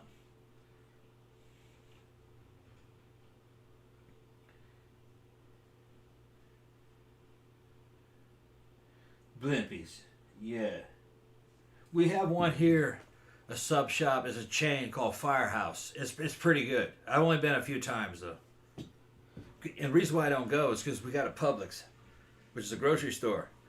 They got the best fucking subs you can ever imagine right there fucking at the grocery store, at the deli. They make them to order right there. But the bread's great. Everything's cooked right there. And they're not cheap, but is a Firehouse sandwich about the same price probably as a Publix sub? I haven't been to Firehouse in a long time. I think I've only been there once or twice in my entire life. Yeah. I remember them being good, but it's been years and years. We have one. Where's the closest one to us? I can't actually remember. Yeah. Might be in Sanford. Yeah, Grandpa said poor Southern folks eat things from rooter to tutor. Yeah, pretty much, yeah. The thing is, those Southerners are pretty much dead now. They're gone. Yeah, that's very old school. That's like my grandparents. And some of my older uncles. My uncle Wilson would eat roadkill. He was from Louisiana though. And Cajuns will eat anything. They'll eat anything. They'll fucking jump out. If they see something on the road, they'll fucking jump. Don't waste If it looks fresh, they'll go out there and fucking touch it and fucking put a thermostat in it. And say, yeah, that's okay. That hasn't been that long, because it might be a deer. Yeah. You know, but fucking. I could see. I mean, it's still kind of gross, but I could still see like a deer. If a deer got hit by a car, yeah, they'll eat. I can see that. Yeah, they'll eat deer. But like possum or armadillo. Yeah, or something that like was the thing that I kind of fucking drew the line at armadillo. But they eat armadillo. They eat something called diller on the half shell. Yeah. And that's where you take an armadillo and fucking strip all the meat off. You cut him out of the fucking shell and gut it. And then fucking slow cook it, and then get all the meat off the bone, and then mix it with basically kind of like stuffing, you know, like the stuffing from and then put it back in his own shell. And then they put it all back, the stuffing. They put that inside the fucking armadillo shell, and then rebake it. And to a person that doesn't know what an armadillo is, man, you don't want to eat that. They're cute as shit, but. They're carrion eaters. They're carrion eaters, and they do carry a lot of diseases. You may as well eat a maggot. Yeah. One time I was driving to my fucking dad's property where we had hunting rights on it, outside Heidelberg, Mississippi. And I'm driving, and I had some fucking guns. I don't remember what I was taking. It was probably a Norinco AK-47 or a Mini 30 or something, Mini 14. And I was driving. I was coming around a van, and there was a fucking dead deer laying in the middle of the road. So I slowed down to go around him, and the deer moved. I was like, "Whoa, what the fuck?" I put the brakes on. Deer. Yeah, the fucking belly's moving on the dead deer, and then pop, a fucking armadillo popped out of its asshole, and ran across the street and left. Got it. Yeah, that armadillo went up in that dead deer's asshole. Mm-hmm. To where all the soft stuff was. It was eating. That's where all the food was. That's where all the food was. And then when he got his fill, he popped out the back end, just shot him on happy. He was in that fucking deer. And fucking, I was grossed out. I mean, that is a little alarming. Because when you see, that thing was... I mean, they gotta eat, but, you know. That armadillo's big around the coffee can, and it popped out of that fucking deer's ass. And I was just... and I felt those waves of nausea. What?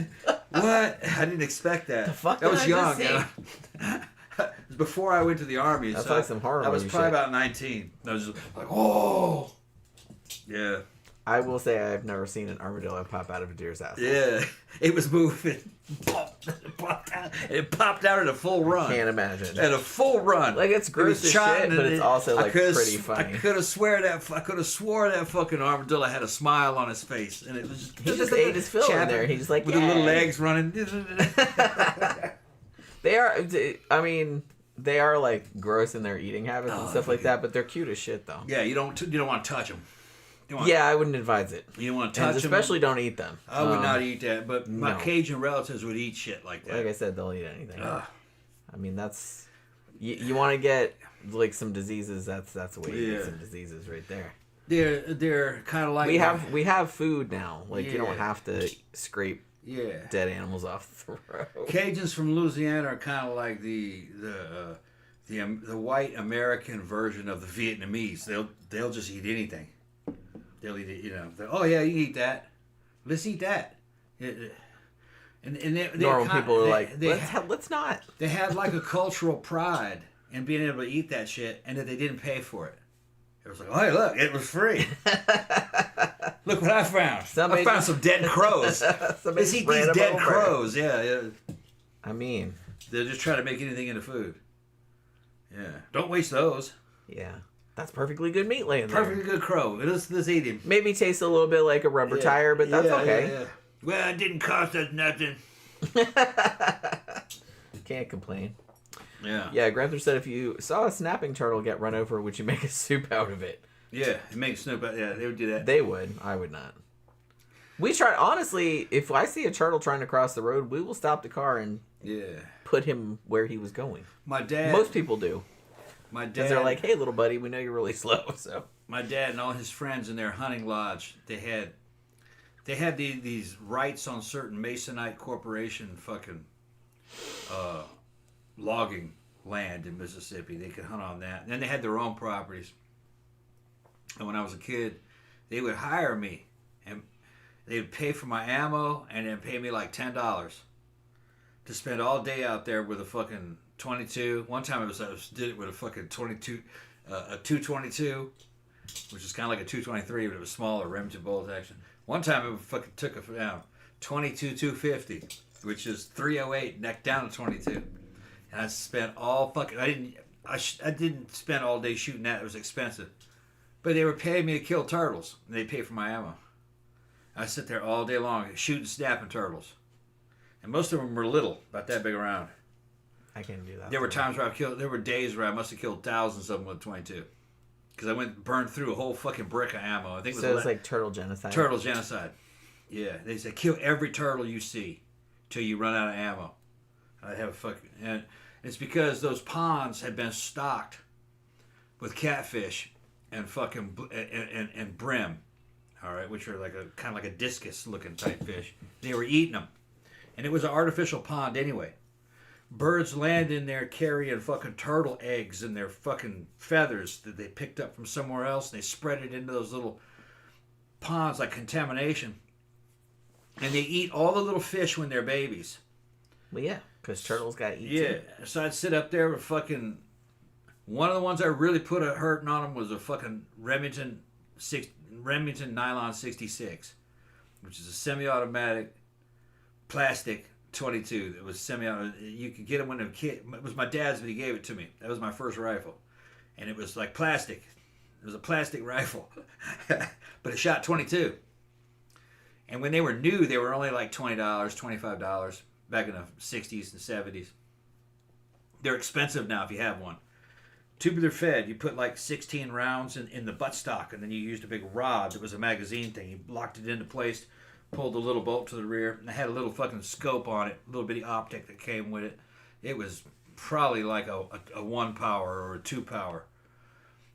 There were times where I went through a whole brick of ammo, which was, I think, 1,200 or 1,100 rounds. I don't remember. A 22 long rifle. And there were still turtles. I'd have to wait, though. They'd get up on top of... There was logs up there, and they'd get up on top of the logs to sunbathe, and you'd fucking knock them off. Pop, pop, pop. And then just a few seconds later, another turtle would be up there. You get that one. And you could see the little heads popping up in the water. So you'd shoot their heads. And you'd hit them most of the time. One time I came back the next day to fucking work them over some more to try to exterminate them. And as I was walking up, there were 3 or 4 turtles up on the banks with half their fucking heads gone, where I blew the fucking noses off of them. And they swam to the bank. They were alive though still. So I just shot them. 22. With 22 250, you'd hit them, and the entire fucking shell would just explode, and it would skip across the water, and fucking you could see things skipping like you were throwing pebbles. All that pressure, that fucking high pressure fucking 22 moving at like fucking almost 4,000 feet a second. That shit was fucking nasty, wicked round. You never want to get hit with that. So much worse than 5.56, which is what an M16 shoots. But those are the days, man. Turtle. I was about 15 or 16. I was a turtle exterminator. Turtle exterminator. Yeah. And when you turtle killed the native. turtles, the pieces of the turtles went down to the bottom of the water, and all the catfish ate them. So you get more catfish. So Because you catfish will also eat. Yeah, because you're wiping out things that eat fish, and you're using them to feed fish. CB says the only fast food place I liked was Little Chef, but it disappeared from the UK in 2018. I kind of remember that.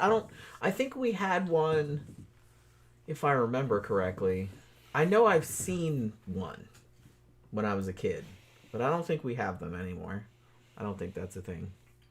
I don't mind some fast food, like, every now and then. Like I said, I don't mind. We have McDonald's down the street. We eat there.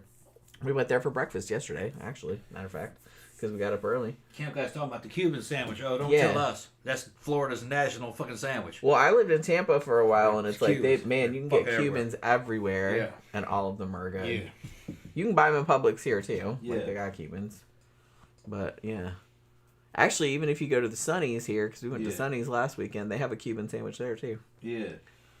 I've never had it, though. I think the last time, I usually would get, because we don't go to Sunnies that much, I would usually get, they have like a brisket grilled cheese, which is really good. Yeah. But I think it's seasonal because we went there last weekend, they didn't have that. So I got like a maple turkey bacon kind of sandwich, and that was good too. But Yeah. they have a Cuban too, but I don't think I've ever had it. Camp guy's talking about turtle traps. Yeah, we had turtle traps, crab traps, fucking traps for crab traps would be crab traps, turtle traps, but a little .22 rifle worked them over a lot better, a lot faster. You have to remember, we're talking about very early 80s when I was doing this. An entire brick of, I think, around 1,000 rounds of .22 long rifle was under $20. So it wasn't expensive. It was cheaper just to shoot them with a .22.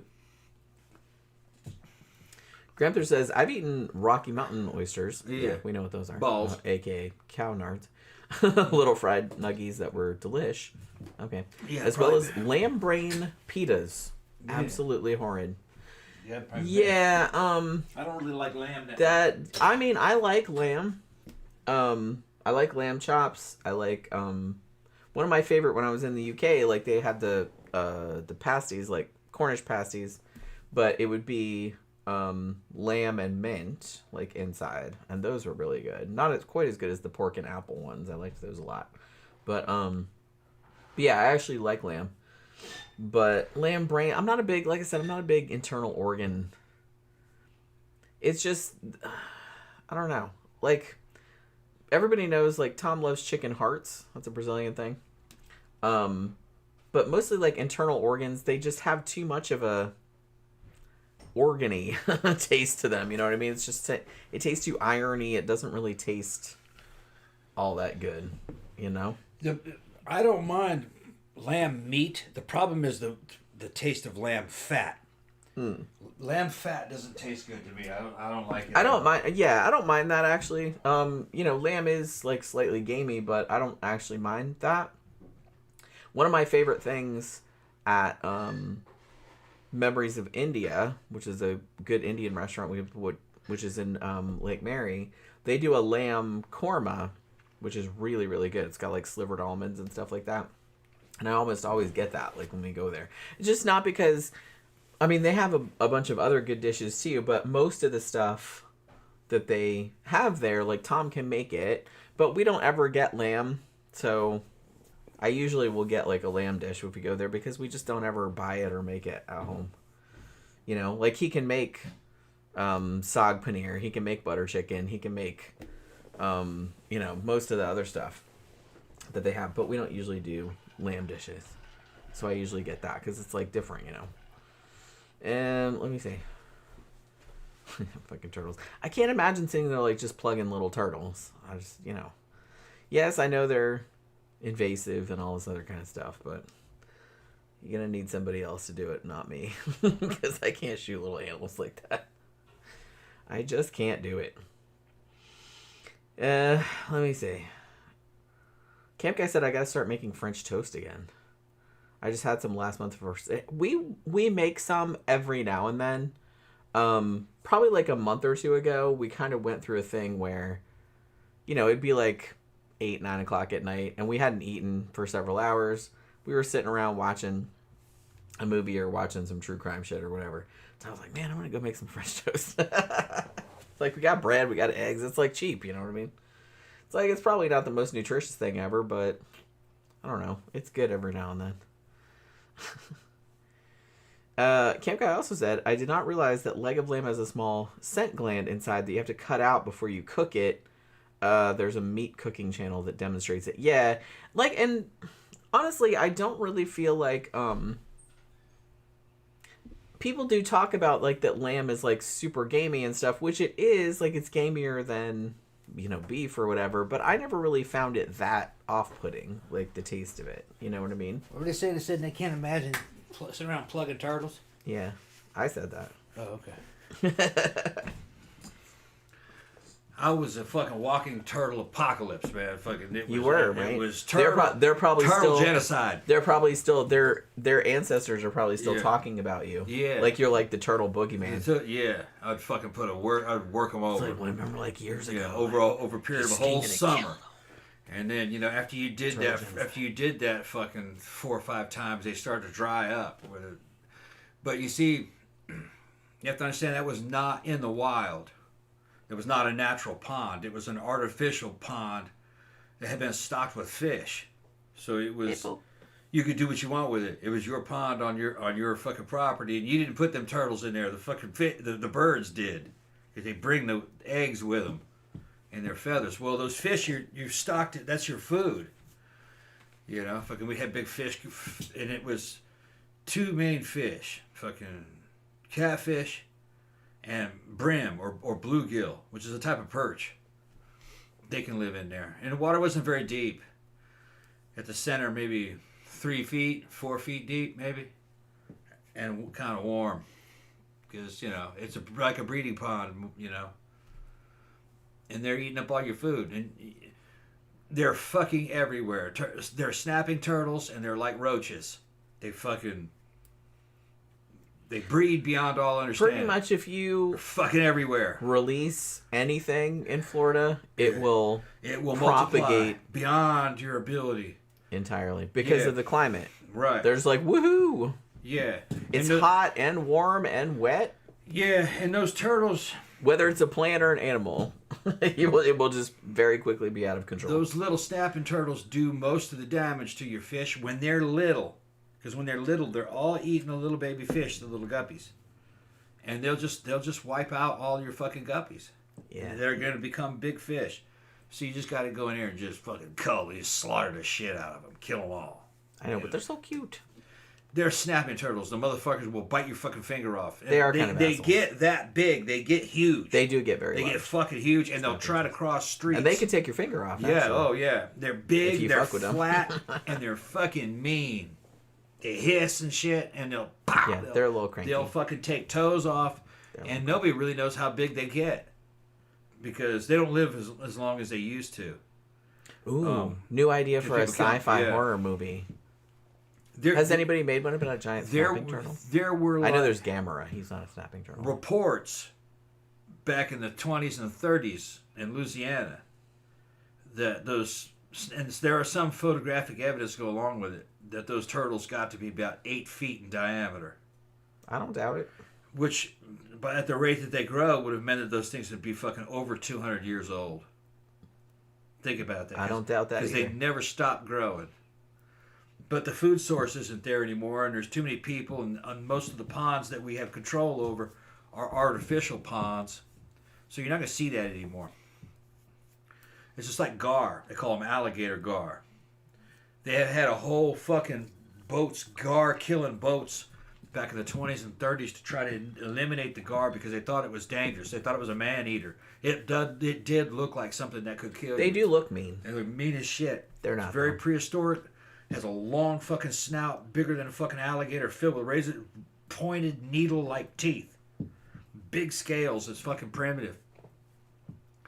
There are photographs of fucking gar that they electrocuted. The boat was like a paddle boat, had a big thing out in front of it, and it was electric. They were pumping electricity to it, and when it touched a gar, it electrocuted it, and it would get hung up in there, and they would fucking show how many gar they killed because there was like bounties for them, and some of them things were much bigger than a gar today, which meant that they were very, very old.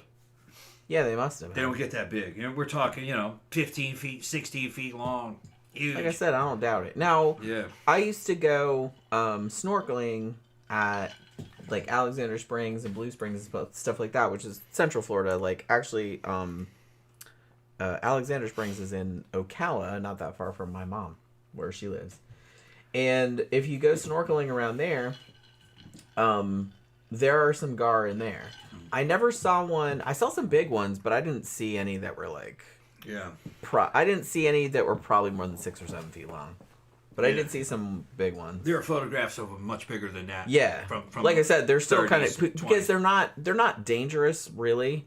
They won't attack you. But they lazy. Look scary. They look scary. They look scary. They look like they would attack you. Now, a barracuda, which looks like an asshole, actually will. Yeah, actually, barracuda will actually jump in your fucking boat. And bite you. Yeah, and they'll take fingers off. That's how big jerks they are. Yeah. Yeah, they're almost like a flying fish. They'll jump out of the fucking air at a high rate of speed like a fucking missile and fucking hit you and bite you. That's how much and then they'll flap around on a boat and fucking flap themselves off the boat and back into the water. Yeah, they're like, fuck you. People have been killed by them. And they're not big. No, they're not. 3 or 4 feet long. Honestly, I was at SeaWorld like several years ago, and they have a huge tank of barracuda. Yeah. And if you just go up to the side of the tank, the barracuda will come up there and they look at you like they hate you and they want to kill you. Yeah, they're aggressive. They're jerks, yeah. But gar, they're frightening to look at them. And the people of those days thought that they were a nuisance. They wouldn't even eat them. Yeah. But that's rough. If a Cajun won't eat you. Yeah, if a Southern person won't even eat the fish. Yeah, they wouldn't even eat it. Because they'll eat anything, like I said. Yeah. Back in those days. And I heard they're not bad. That it kind of tastes like eel. It's a very primitive fish. Yeah, I mean, some people say it's muddy tasting, but a Japanese would be able to figure out how to get them. It can't be that bad. Yeah. I mean, I'm sure there's some stuff you could do with it. Yeah, I'm sure the Japanese would figure out how to get that muddy flavor out of them. Yeah. I mean, a lot of fish kind of taste like similar, you know what I mean? Yeah. CB says, I have eaten turtle and shark and different seafood because we had a Japanese restaurant in my town. Shark's good. Shark is actually pretty good. I haven't eaten it for a long time, but I don't think I've ever had turtle that I remember, but I have eaten shark a few times. I've eaten turtle. It's got kind of a fucking fishy flavor that I don't really like. Kind of like alligator, which it's kind of slightly fishy. Yeah, some restaurants here, because it's Florida, especially ones that are on the water, you can get... I've never seen one that had turtle, but I've seen several that had alligator. You could get alligator tail and stuff. The best fish I've ever eaten was swordfish and marlin. They're hard to tell the two apart. But I've had marlin steaks and swordfish steak, and it's kind of almost like eating swordfish beef. Steak is really good. Imagine a fish that could somehow be like beef. Yeah, it's like that. Yeah, it's very. That's how good it is.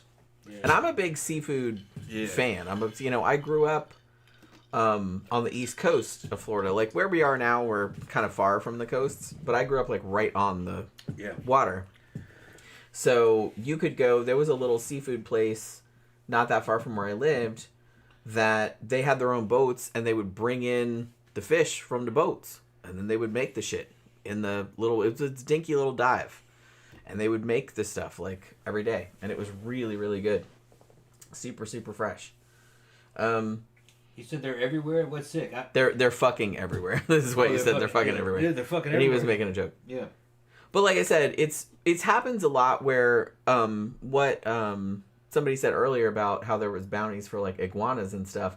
And iguanas are not native to Florida, but so many people had them as pets, and they were in pet stores and stuff like that. And like enough of them escaped that there's like a breeding population. Talking Talking about monkeys? No, iguanas. Oh, okay. Because Tanya's talking about the monkeys that live here. Yeah, there are monkeys that live here. There are monkeys, yeah. They're escaped research They're animals. escaped, I remember. Yeah. Like I said, that's the thing about Florida is that due to the climate, if you have animals that normally are not indigenous to here, but you have them in some capacity, whether a zoo or a research facility, if they get out, they will propagate everywhere. Yeah. Like And people have had like pet pythons and stuff like that. Like now we have pythons out in the fucking wild and shit like that because people had them as pets and they either got away or they got released or whatever. And because of the climate, they just thrive out there. In Louisiana, we had a fucking invasive species that we called Nutra rat. Oh yeah, Gramthers was saying something about that. Nutra rat, yeah. He said, he said I let the air out of at least 10,000 nutria. Yeah, Nutra with a 22 during my North Carolina game warden years. Yeah, they actually it's funny because one of Gordon Ramsay's million shows, he was in Louisiana. Yeah, you can cook Nutra. And they were out on an airboat. Yeah. And they were killing nutria, and he was they were making like stew out of it and stuff like that, and he ate it because he'll eat anything. He said it was good. And he's like, he said it was pretty good. You see, what a Nutra is, in Louisiana and in Mississippi, they call it a rat, a Nutra rat. All right. And it looks like a giant rat, but it's not a rat. No. It's actually more like a capybara. Capybara, yeah, that's what it's like a small capybara. I think they're related, are they not? It might be. Which is, it's a friendly creature, but they don't live here. They're not from here. It's from Central and South America. They got brought here by accident. And they fucking fuck up all the fucking bayou. They eat all the lilies and shit, and they fuck up the swamp. Yeah. So, state of Louisiana put a bounty on them originally. That for every head you could bring, they'd give you fucking like $1, $2, and cases would go out there and fucking kill. Yeah, they just spend all day like plugging them. They were everywhere. And they would get money at the end of the day. They fucking cut the head off. Bring heads and get paid for every little head. Well, occasion said, "Well, shit, we're killing them. Let's eat them." Might as well. And if it took them a while to get brave enough to eat them, though, because that's eating that rat. But if you tell a Cajun, "Look, it's like a rat," they're gonna go, "Okay, and." And say, what's the problem? Yeah, it's like a rat. Let's eat it. And they... Meat's meat. It's a mammal, right? So now what they're doing is they still got bounties on them, and they eat it. Now, in the United States, in general, I believe it might be a federal law, you cannot sell game meat. Nothing that, even if it's legal to hunt, you cannot sell any of that meat. You can only give it away. Because you can give it to your friends and stuff. Yeah, you can give it away. You can give it to charity. Yeah, you can do that too. The best thing to do in Mississippi, if you eat it, and if you can't eat all of it, which I can't imagine you not being able to eat all of it, especially if it's deer, venison. Well, keep it in your freezer, man. Yeah. It'll keep. What a Southern would generally do is fucking give it to their neighbors. Mm-hmm. Dressed, ready to go. Look, man, meat. Yeah, venison. Yeah, they would usually share. Just it give with it to everybody around. Yeah, just share it. But Nutria is really what they call it. And then, but when I first heard it, when I first heard the word as a kid, they called it Nutra rat. Yeah, like I said, they're Nutra they're not rats. It's not a rat. And eventually, they got enough guts to eat it. I mean, they're significantly larger than rats. Yeah, now they know it's not a rat now. Yeah, but it looks like a giant rat. Well, like you said, it looks like a capybara. It's a capybara. It's actually like a big guinea pig. That's a better short-haired analog. The size of a small dog, I don't about that big. Speaking of rats, I would never really understand. Like, I don't understand why people are so. I know because of the whole plague thing and everything, but it's just kind of like I never understood why people were so grossed out by rats. Well, they live in sewers. I know, but in cities, they're filthy in city. A wild rat in the city is fucking filthy. They're still kind of cute though. A wild rat in a forest environment, you could eat that, but that's bottom of the barrel. That's what they would be thinking. That's why a Cajun would eat it. They're like, yeah, we eat that. Nobody else would. Hey, they'll eat armadillos, like I said. Yeah, but they won't eat maggots. See, I mean, you might as well though, because it's close. A maggot and an armadillo are very is close. like a big mammal version of a maggot. Yeah. And I'm not shitting on maggots. It's like they have an important. Well, I'm not going to eat a maggot either. Yeah. I'm just saying that it's like they have an important part to play in the whole ecosystem. Yeah, that doesn't mean I want to eat them, but I'm not going to eat armadillo either. Yeah. You know? Yeah. I tried to. We were fucking clearing out brush and shit. Me, my dad, and his friend, William Whitman. And this is right before I went off to the army. I had a machete in my hand. We also had rifles strapped on our backs. I forgot exactly what we were doing. We were cutting something down to make a shooting range, and we were outside of either my dad's truck or William's truck, and I heard something fucking stir, and I turned around, and it was an armadillo running right towards me. Aww. And as it was passing me, William goes, "Kill it!" And I fucking bam! I hit that Did fucking you really? I hit that armadillo with the I wouldn't be machete, and it went peep and jumped straight up and hit me in the face and ran off totally uninjured. Oh, good. Totally uninjured. Fuck you, motherfucker. Yeah, jumped straight up and hit me. Bam! I have a shell. That's what that's for. And they laughed at me. They're going like, and my dad was like, "Them things are strong, man. They're armored." And I said, "Yeah, I thought it would go right through him." And fucking William was like, "Nah, should have hit it in the head." Because they just don't like shit like that in their hunting grounds, to bag it. That's pretty funny though. That like the armadillo was probably like, "Fuck you, buddy." Jumped straight up. I was looking down at it, bam, and jumped straight up and hit me in the face. It's like, what do you think this is? This is armor, bitch. It was about the top of the thing was about that big. The body, you add a head to it, and then the tail. It was about a meter. I don't know. long. I think they're cute, but Yeah, he jumped straight up. I know they're yucky. I'm not gonna eat them or nothing, but it's like I think they're cute. He hit the ground running and disappeared. In Florida, like we see them alive sometimes, but most of the time you see them as roadkill. Sadly, pretty much 99% of the time that you see an armadillo, it's dead on the side of the road. And the reason why this happens, some people go, "Oh, that's bullshit." Some people are going, "That's bullshit." That's a true story. Armadillos are about half blind. They can't see. They're deaf. Really. They're deaf. They don't really hear much. And they don't need to. And they got a poor sense of smell. He just wandered into me. He didn't know what had happened. Yeah, they got little bitty eyes that don't work well, and they don't have a good sense of smell, and they're well, something's working for them because they're still around, and they can't hear, and they're everywhere. Well, they're still here because they don't compete for anything really. True. They only eat things that have been dead. Yeah. Which, like I said, that's a niche. Yeah. You know? Their nose has been fucking tailored to smell one thing: rotten flesh. Anything outside that, they can't smell it. And that's a pretty pungent smell. Yeah, and because they don't really have to avoid anything, they're armored. And they don't have to hunt anything down. Their vision's real poor. So, and hearing wouldn't help them either. So it's just it found a certain niche in the ecology. Yeah. To where it didn't need to have any of those improved versions of those senses. It didn't have to fight against anything else. Yeah, like I said, they didn't need them. They didn't need them. Yeah. Shit tends not to evolve if there's no evolutionary pressure. If you don't need the shit, you don't get the shit. You know what I mean? He didn't need it. They don't even have to be smart. Nah. They're very primitive.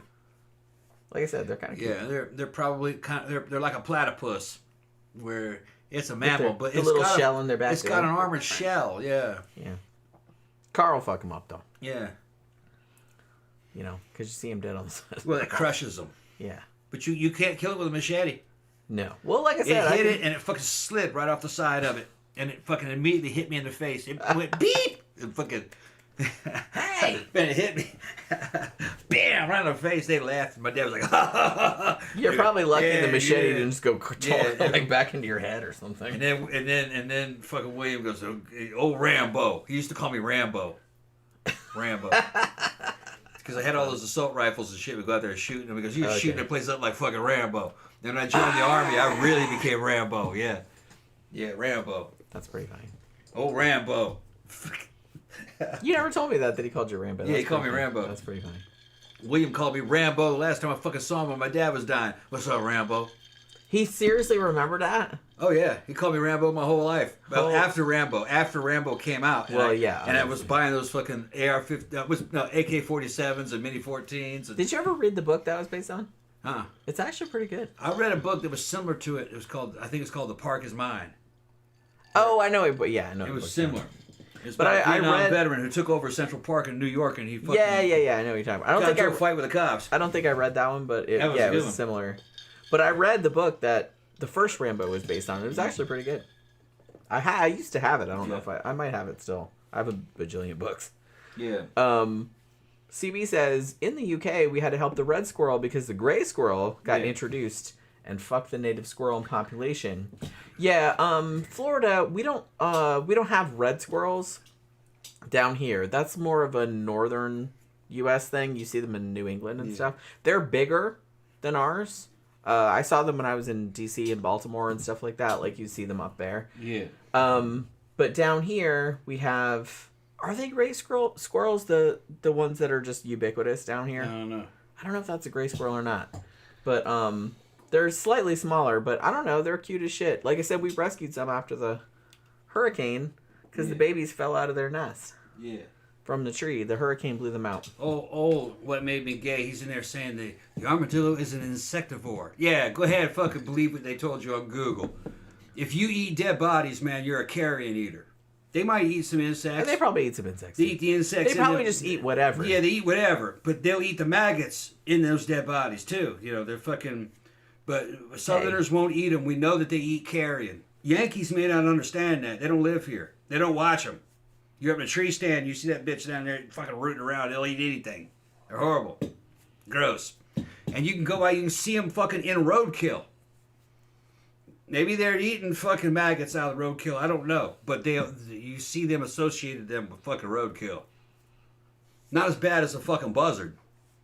But although, like I all over said, they all have yeah. their part to play in the ecosystem. And I know that people are grossed out by armadillos and buzzards and stuff like that. But like I said, they're providing a service. Yeah. Buzzards and vultures eat the shit when it's still fairly fresh, though. Yeah, they can smell it from a large distance. Now, alligator eat shit when it's rotten. They're kind of a carrion eater too. They'll drown something, and then once it's dead, save that for later. They'll fucking put it up inside. They have these little fucking nests. Especially, they'll have nests and little things like kind of like a beaver dam that they'll make sometimes, and they'll just lay it up in there and guard it in there until it rots. Just wait till it gets softened nice up. And ripe. And then they'll drag it back out in the water and fucking bite it and roll and break pieces off. And then the other gators will come and try to steal it and shit. It's a whole thing. Right.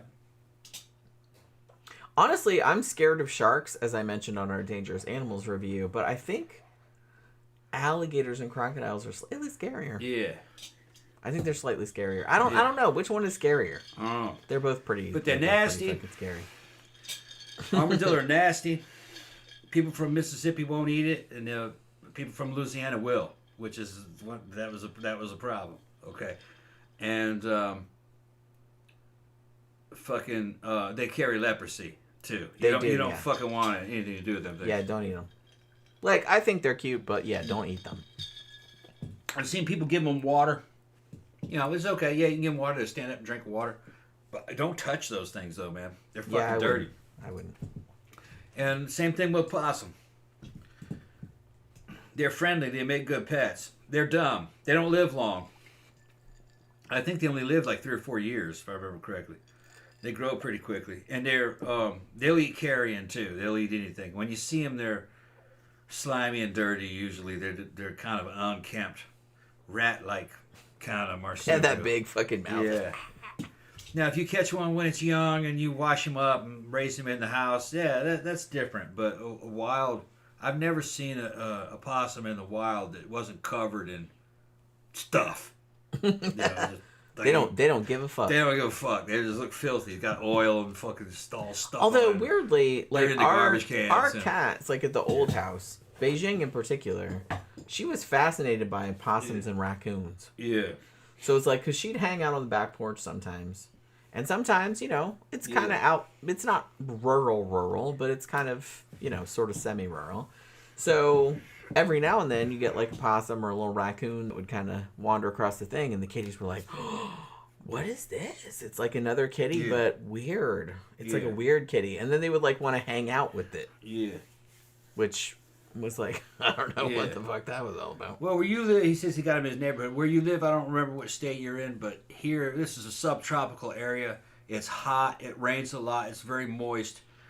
Dead things are eaten pretty quickly, and if something dies on a road here, it's on the road for a few hours, maybe, depending on how big it is, because buzzards and the vultures get it, and they'll fight over it.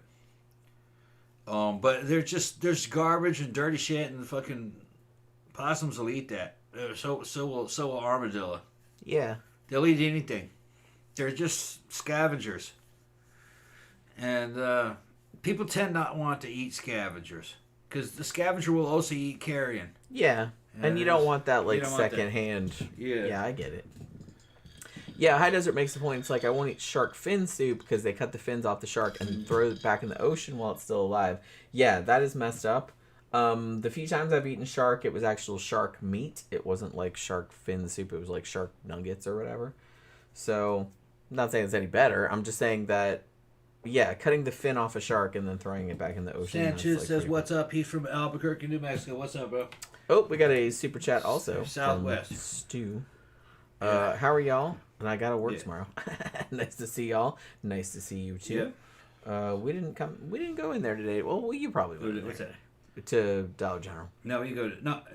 I went today. I got. Yeah, I was gonna say you went. I didn't go because I was. The goth girl was working there. Oh, okay, yeah. Yeah. What's her name, Stu? I don't know. Oh, Stu's in there, isn't he? Stu would know. Is Stu there?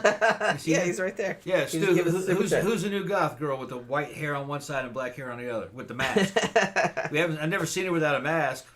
She seems friendly, but I don't know what she looks like. Yeah, she seems nice.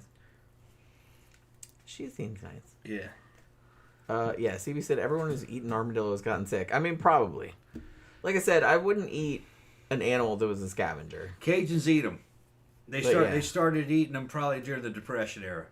Probably. I mean, my grandmother in the Depression era would chew road tar because they couldn't get bubble gum. So she was a little girl. They'd go to the edge of the road. How about you just not chew anything? I mean, is that an option or no? She was a little girl, and fucking okay. The old tarmac that they used to make. I remember it as a kid. It would, in the summer sun of Mississippi, would start roasting, and it would be shiny black. Yeah, I remember tar that. would start running out of the side of the road. Yeah, I remember that. And she said we used to get that, and pick it up with a fucking stick, and fucking put it in our mouths and chew it like bubble gum. You're like, Grandma. And I was just like, we couldn't buy and afford any gum. It was a depression, so we'd chew that tar. Yeah. Like I said, you also have an option of just not doing that. I guess that didn't occur to him. Well, we needed gum. What did you expect us to do? He couldn't afford We're just going to chew some shit off the side of the road. Yeah. Don't judge us. Yeah, she was a little girl when she was doing it, but... That's pretty... I can say I've never... I didn't live through the Depression, obviously. I'm not that old. But it's just kind of like... I don't want gum that bad. Yeah. I like gum. I'm not going to say, but it's just kind of like, yeah. So they had special places on the road where they knew where they could get it. Where the new shiny stuff that was kind of like, so all the kids are kind of like, there was like a little network. Yeah, yeah. We're going to go get some gum. Because we can't afford a penny for or how much the fucking gum cost back then. I'm sure it was like 2 cents or something. Oh, Stu says, the goth's my bestie. It's Sammy. Sammy? Love her lots. Okay. Yeah. Well, now we know. Now she's going to think we're stalking her. Tell her to take that damn mask off. No, she's all right. Well, maybe she's immunocompromised. I want to see what she looks like. You know what I mean? Don't be that way. She's very friendly. She is. Yeah. She's always complimenting her shoes every time. How old is she? We'll take her ass to the club. Yeah, are y'all old enough to go to the club? Yeah, I think she's old enough to go to the club. She's probably 30. I mean, she's got to be, right? I think you can go and party with that sometime. Heider says, don't armadillos carry leprosy? Yes, they do. I said that. Yes, they do. So it's just kind of like I said, I understand. I really don't think anybody that isn't old does this anymore. Because, like I said, we have food now. Like, you don't really have to. Unless you're super, super, super poor, which I understand some people are. But you don't have to scrape food off of the road anymore. You know? You can just get regular shit. You can just eat ramen noodles, for Christ's sake. I know it's not, like, super nutritious, but come on now. I would rather just eat ramen noodles than eat some armadillo that I scraped off the road, you know? Holy crap. Yeah, John Gore said they used a possum in the Lugosi Dracula. That's right, they did. Which is kind of funny, like, because we reviewed the original Lugosi Dracula, like, not too long ago. We were doing all the Universal movies. And I had forgotten that they put that in there. And I was just like, isn't it funny that back in the 30s, like the early 30s when that movie first came out, I wonder if most people that saw that like, thought that was like some kind of exotic animal or something. Like those possums are fucking everywhere. Everywhere. And again, probably slightly less so than armadillos. Most of the possums you see around here are roadkill. I do see living ones like every now and then. But more often than not, you usually see them run over like in the middle of the street. Unfortunately. Because like I said, I think they're kind of cute. But, you know. Grabther says, when I meet the new goth girl behind the counter at my Dollar Tree, they scowl at me like I'm their dad who just told them to turn down their favorite Bauhaus song. Aw, that's a shame. That's a shame. What kind of energy are you projecting that they would give you that kind of energy? What did I miss? Who's projecting energy? Oh, Grafter said, when I meet the new goth girl behind the counter at my Dollar Tree, they scowl at me like I'm their dad who just told them to turn down their favorite Bauhaus song. Okay, yeah. I think he's making a joke about what a normie he joke. is. But, well, where we live, it's just, I kind of feel like when we go someplace, and if there's somebody that's like slightly gothy or goth adjacent, they get like super excited because they're like, hey, more people like us. You know what I mean? So it's like, so they always, if they're younger, they always like fall over themselves. Like, oh my God, I love your shoes and I love this and that and the other thing. So it's like, it's kind of funny. Oh, Stu gave us another super chat. Holy crap, big spender tonight. Yeah. She is 30-ish and I'm 29 this year. Okay. She's afraid of disease. She says that's why the cute mask doesn't come off her cute face. Yeah, okay. I can't really blame her. Like I said, I'd probably do the same. Sorry, Tom, she doesn't. Piercings, I have a friend that does tattoos, so I don't know. Okay. But like I said, we'll take her to the club one of these days. She's old enough. Yeah. As fun as we are, seems cool. I mean, we don't know. As fun as we are in this show, yeah. we're exponentially more fun. Yeah. When we're out in the wild. Yeah. And more inebriated than we get on this show, which I know is hard to believe, but we get very inebriated when we go out. All right, my turn to go to the bathroom. Okay. My turn. Went in there and checked that wheel. That wheel's looking good. I painted one of my motorcycle wheels.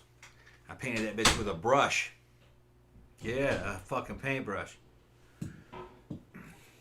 A lot of dudes are fucking immediately go to fucking spray paint, you know, with rattle can and shit. Man, fuck that. The fucking spray can, man. The coat's too thin. I fucking do this shit with fucking Rust-Oleum. Fucking prep the surface, brush it on with fucking unthinned Rust-Oleum so it's fucking thick. And it dries good, man. And you can give it a couple coats, and then you can cook it on there harden it with a heat gun. It's not a gloss. It's not gloss, this one anyway, so it doesn't really matter. It's just semi-matte. Looks real good. Just wanted some protective coating. When I'm do those tanks and shit, I'm gonna do the motorcycle tank.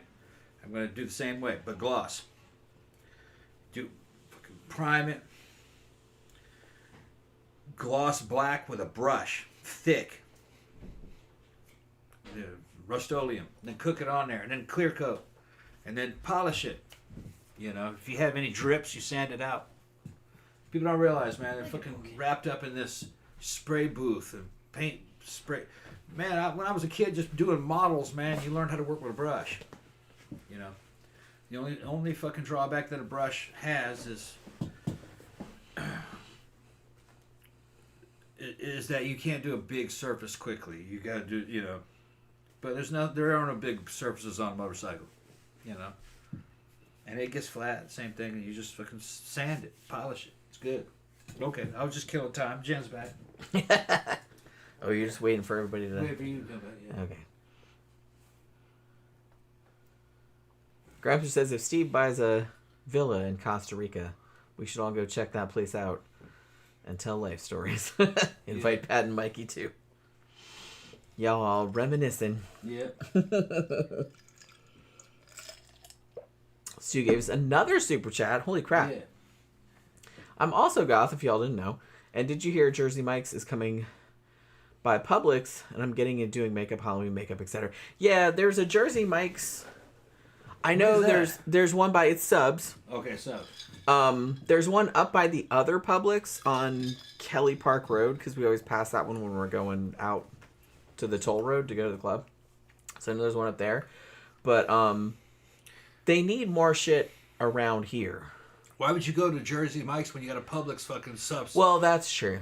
Right there. I've only been to Jersey Mike's a couple times. I remember it being good, but They're competing in the Subs. I don't know if it's as good as Publix. Though. Publix makes the best. I mean, Subs. Publix subs are. Ooh, I The wonder only if Publix problem has with- the Thanksgiving ones yet. The only problem with Publix is that they're always packed. It's always busy, so you have to always wait a packed. long You gotta time. wait. Well, I mean, if you want it, like you could order ahead of time and then just go pick it up. That's Yeah. probably like the easiest thing to do. Then that way you don't have to wait in line behind 40 million whiny ass people. Yeah, Gramther says he's probably giving old angry man energy. Who? Maybe. Gramther says. Oh, okay. That's why the goth girls are looking askance at him. You were looking too long. They're like, I'm not an old dude. Yeah. Well, I kind of feel like everybody, mostly old dudes, they have to get to a point where it's just like young chicks are not looking at you, man. You know what I mean? Well, if you're an old dude to get young women's attention, you have to be fucking famous, rich, and in real good shape, and maybe they gotta kind of know you. Your reputation has to precede you. I guarantee you, if fucking Peter Cushing was still alive, looking the way he did before he died, and he showed up to Goth Club, Peter Cushing could get laid. Oh, he would get so and much. he was fucking in his 60s and 70s. And he was an old man. He was an old man. I'd still hit. But he only looked good when he he's was dead old. now. I think the older fucking Peter Cushing got, probably the cooler he looked. Yeah, he was actually kind of one Yeah. of... He made old age, like, work for him. He's so skinny. He didn't have any fucking wisdom teeth, and his fucking jaws would fucking sink in, you know? He played, for those of you who know who I'm talking about, he's the guy that played Grand Moff Tarkin in fucking Star Wars, the fucking New Hope. Well, yeah. And he was in all those Hammer He's in movies. all those Hammer horror movies, Van too. Helsing, He's a usually. goth icon. They say he was a real nice guy. When his wife died, he fucking threw in the towel. He's like, he just stayed by himself. He was worked. still in movies and stuff, He but... worked, but they just said he was done. Yeah. He was done. He was just waiting around dying when he said. And it was really sad. Well, they've been Yeah. together for, like, a really long time. Yeah. He always just seemed like such a lovely man. You know what I mean? Yeah, he's like cool. a genuinely good dude. Same with Christopher Lee. We did a show about both of them, and I was just like, they both just seemed like just really good dudes. British actors, especially from that era, one, they were well trained. They were real good fucking thespians. They could do Shakespeare and everything. They were very professional, and they kind of kept their mouths shut. You never really knew who they were, because they didn't want to spoil their work. Yeah. Because you might be a dick, and then when people decide that you're a dick, they don't like you, that you ruin your movies. Well, yeah. So they were just very professional and very. They wouldn't let a lot of information about themselves out. Which when you're an actor, you're selling fantasy. That's exactly what you want to do. You don't want this people to know. Keep your shit on the down low. Yeah. Don't go around doing stupid shit like in public or posting stupid shit on your fucking getting people fucking social media. Yeah, they go on fucking Carson's show, on the Tonight Show, and they'd entertain on the fucking Carson show. You still didn't know who that person was. They could just put on, Johnny might ask a few personal questions, but the responses were always kind of stagey and well planned. Well, they always kept it kind of classy. Yeah, They were like Oliver Reed. I grew up Oliver Reed scared the shit out of me as a little kid. He always seemed like he was just one drink away from beating your ass. He probably was. And they said, like in real life. And he did some fucking real life shenanigans. Was out at Camp Pendleton, in San Diego, getting ready. I think he was getting ready to make some movie. Drunk as a motherfucker, with all the Marines. Which these are guys in their fucking 20s. So he got in there, was entertaining all the Marines and fucking getting drunk as a motherfucker and buying everybody drinks, and they're buying him drinks, and he's fucking arm wrestling the Marines. Mm-hmm. And that fucking night ended up with him. Tracks. That night ended up with him taking off all his clothes and going outside fucking San Diego and just walking around naked. until the police arrested him. Shit happens. He bowed up on the police. I'm a famous actor, you know. Shit, like I said. Shit happens. Yeah, but I've he just laughed it off. I've been that drunk. It was just the way he was, you know. Not so. I've never been so drunk that I bought a whole bar of drinks because I'm not Yeah. that. I wasn't never that drunk, but like, I've done some weird shit when I was drunk. Yeah. But nothing that. Oliver Reed scared me. I never got arrested. Oliver Reed scared me when I was a kid. He consistently. Not for lack of trying. He would consistently scare me, and the other one would fucking dude, the dude who played the Hand. He was in the Hand on the island. Michael Caine. Yeah. Yeah, he scared me too. I always thought he was like getting ready to whip your ass for being. Well, bad. that's why. I mean, When you're a kid, that's why like, he was so good in the Hand, and Yeah, why yeah. we actually a couple nights ago we rewatched Burnt Offerings. Yeah. Because I love that fucking movie, and Oliver Reed is in that, and you always forget. Like I've seen it hundreds of times probably, but it's like I always forget every time I watch it anew, like how good everybody is in that, and like Oliver Reed is. He's kind of scary. Well, he's kind of scary, not to the extent like of Jack Nicholson in The Shining, but you get the sense that all of this shit is like simmering just under the surface. So it's like, so when he gets to this house that starts fucking with all of them, Yeah.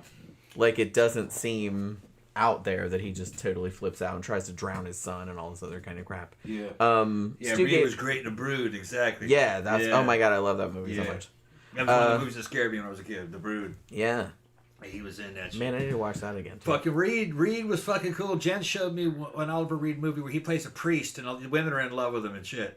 Mm. And he's having people burned at the stake as a witch. Then they Yeah. burn him up. Then they say that he's a witch. Yeah. That's pretty wild. That was a wild The movie. Devils. That was a Ken Russell. Yeah. The Devil? Is that what it's called? The Devils. The Devils? Yeah. That was based on a true story. Yeah. Some of that actually happened. He was great in that. He was young, too. Yeah. It was one of his younger roles. I love that movie too. Yeah, he was on babe magnet status. He was real good looking when he was real young. Kind of he was slimmer too. Yeah. He didn't have that beefy look yet. He was a little more slimmer. It was a little beefy, yeah. And they said that there was some commentary of people that worked with him on that program. We watched it after the show. They were just saying what he was like on set for that show. He loved that role. He loved the attention. Remember that? They were talking. Do you remember that part? Kinda, yeah. Yeah. It was pretty good. I was gonna say we got another super chat from Stu. Said public subs are on sale. I think the turkey one. I'm gonna have to go down and see because I haven't had one of their turkey subs since last year. Yeah. Now Grampter says I can understand Leonard Nimoy and Vincent Price getting some goth strange, but Peter Cushing, dude looked like Skeletor. Yeah, that's what they liked about him. That's what we liked about him. Yeah. I would have hit that. I would any of those that you recommended. Christopher Lee, also on the menu. And it's not just entire, like, I don't know, like, I like that kind of skeletal, but I guess it was just him specifically. Peter Cushing had a handsome face. Yeah. And he was very thin. And I just, He was always skinny. really liked the characters that he played. Like, he always, like I said, he always came across as, like, a really, decent And as he aged, he got skinnier and skinnier in the face. He had real deep sunken cheeks, very prominent cheekbones. His eyes are kind of deep set in his head, and he had pretty decent hair for his age, and it was white. And he didn't get fat. He was skinny. He was a skinny old man. He was very thin, yeah. But he kind of, in his roles, especially if he was playing some kind of authority figure or somebody who was kind of sinister, he kind of gave off an aura of fucking power and dignity to him. He was like, he seemed to be very important. I liked it when he played the fucking Nazi ship captain that got marooned on the fucking island with the fucking Nazi zombies out of fucking shockwaves. Shockwaves, yeah. He was good in that too. He's good in everything. I will watch Peter Cushing or Christopher Lee in anything. And Christopher Lee in particular, I know has been in at least one super shitty movie, which was Castle of Fu Manchu, which is almost unwatchable. Even on MST, which is where I first saw it. Like, even then. And even they were just kind of like, what the fuck with this movie? You know what I mean? It's like they couldn't even fucking make jokes about it. John Gore says, Udo Kier. Yeah. He was into dudes, though. Still is, I imagine. Udo Kier, I think the first time that I saw him when he was real young, was in Mark of the Devil, which I reviewed not too long ago, and holy crap, he was beautiful in that movie. Beautiful. Yeah. I mean, he was real young in that too. He had kind of just a weird aura around him. Udo Kier. He was kind of... He was always so cool. It's like, I would say, he was in Suspiria. He was like in all kind of... He was in some later Dario Argento movies. Kind of had a sinister-ness to him. Not overtly like violent or threatening. There was...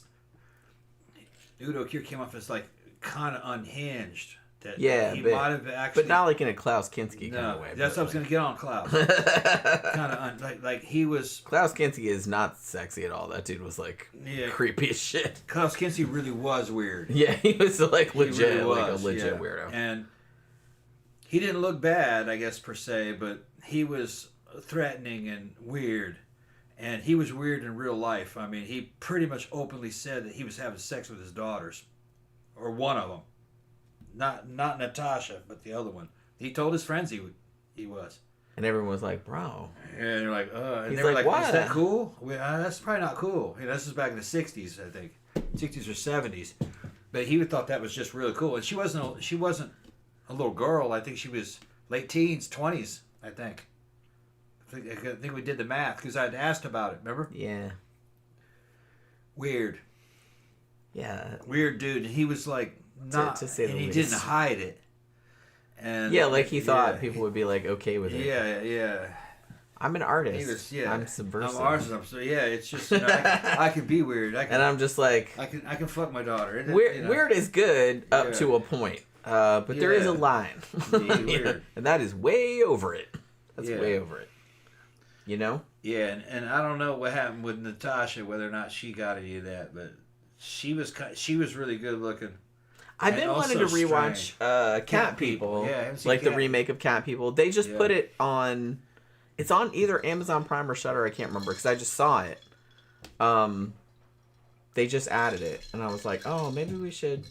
Because I don't want to rewatch. I mean, Cat People, the original one from the 40s, is one of my favorite horror movies of the 40s. Probably my favorite horror movie of the 40s. Yeah. And I remember that one being pretty good, but I haven't seen it in a long time. Cat People, and I think the other one was called Daughter of Frankenstein. They were straight up lesbian films. Well, there was a lot of those in the 70s. But this is the 40s. Remember? Well, yeah, but I know that. What's her name? Daughter of Frankenstein? No. What was that called? She was Dracula's daughter. Dracula's daughter. That's right. Dracula's daughter.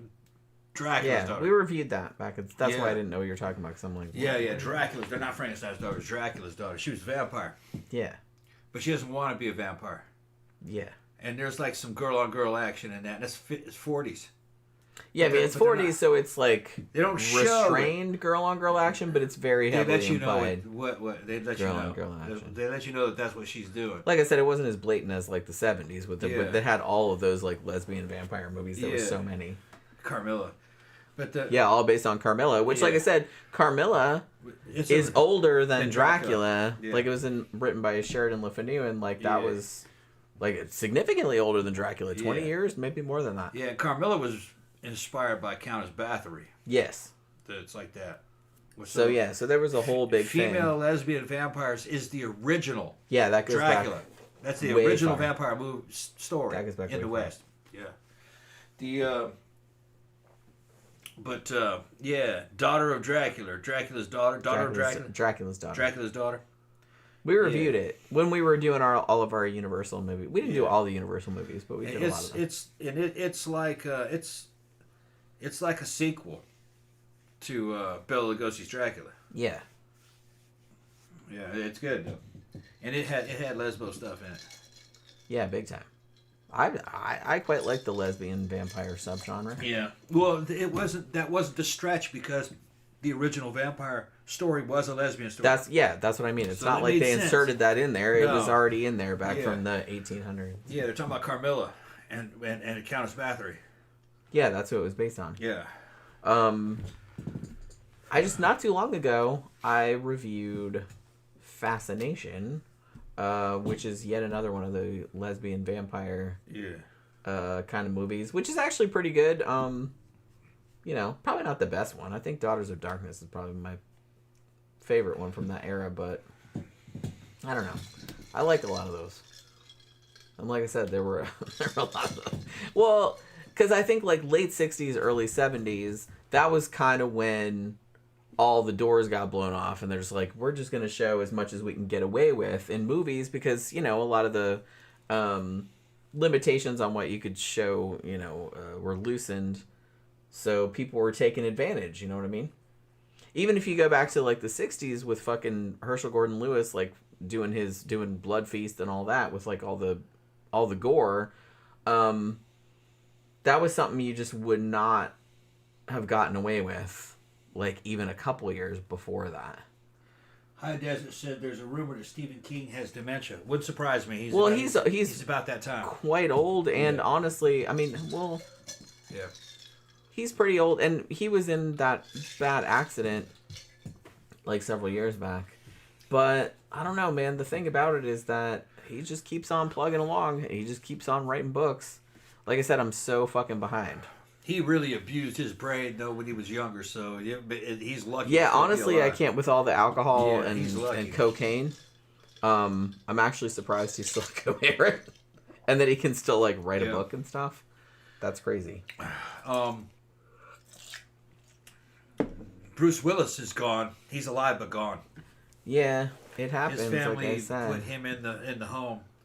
They say he doesn't even recognize his wife. He doesn't know any of his family. It's sad, man. Yeah. Yeah, Zach says Alain Delon and Helmut Berger were hot as fuck back in the day too. I don't remember what Helmut Berger looked like, but I do remember what Alain Delon looked like because I think my first exposure to him, funnily enough, was the picture on the cover of The Queen is Dead by the Smiths. That is Alain Delon right there, because Morrissey was a big fan. So I kind of found out about him because of that, like secondhand, like through the Smiths, I guess. High Desert said he let Udo Kier do unspeakable things to me. That's what he said. He was, like I said, I rewatched Mark of the Devil not too long ago because I reviewed it for my other, for my Flicker's Fear series, and I had forgotten how fucking beautiful Udo Kier was when he was younger. Like, because I'm used to seeing him, like, as an older dude. He was pretty young in Suspiria still. But, I mean, Mark of the Devil, when did that come out? 71? It was, like, early 70s. So he was real young, and it might have been, like, one of his first major roles. But I was like, wow, that's, like, ridiculous. Like, look at him. He's, like, he almost doesn't look real. You know what I mean? Great movie, by the way, Mark of the Devil, if you haven't seen it. I know it's kind of infamous because of the marketing at the time. It was banned in several countries. When it first played in theaters, they gave out barf bags. It was kind of a whole thing. That sounds like hype. Well, it's not. It's pretty graphic for the time. Make it a dragon. You know what I mean? Nowadays, it's like no one would bat an eye at it. But back then, I mean, seeing a naked woman getting her tongue pulled out, I mean, that's kind of, you know, that's kind of a thing. But nowadays, I don't think anybody would think it was gross or anything unless they had never seen a horror movie before. But for the time, it was like pretty graphic for the time. But they weren't showing anything that didn't really happen because it was based on real, you know, witchcraft trial shit. Loosely. I don't know, not that loosely. It was based on like 3 different trials, you know, like the transcripts from the trials. Hedda said I love the song that David Bowie did for Cat People. Yeah, me too. That was one of the reasons that I wanted to rewatch it because, like I said, I think it was Amazon Prime. It was just one of the services we have, and I was scrolling through it, and I was like, oh my god, they just added Cat People, and I haven't seen that in a really long time. That's like, it for the juice. I'm gonna use. Oh, okay. We still have vodka left? Got vodka. Oh, okay. I thought we would have drank it by now, but I guess we're not drinking as much as I thought. Mix it with the liqueur. All right, let's see how that works out. We'll see how that works out. Yeah.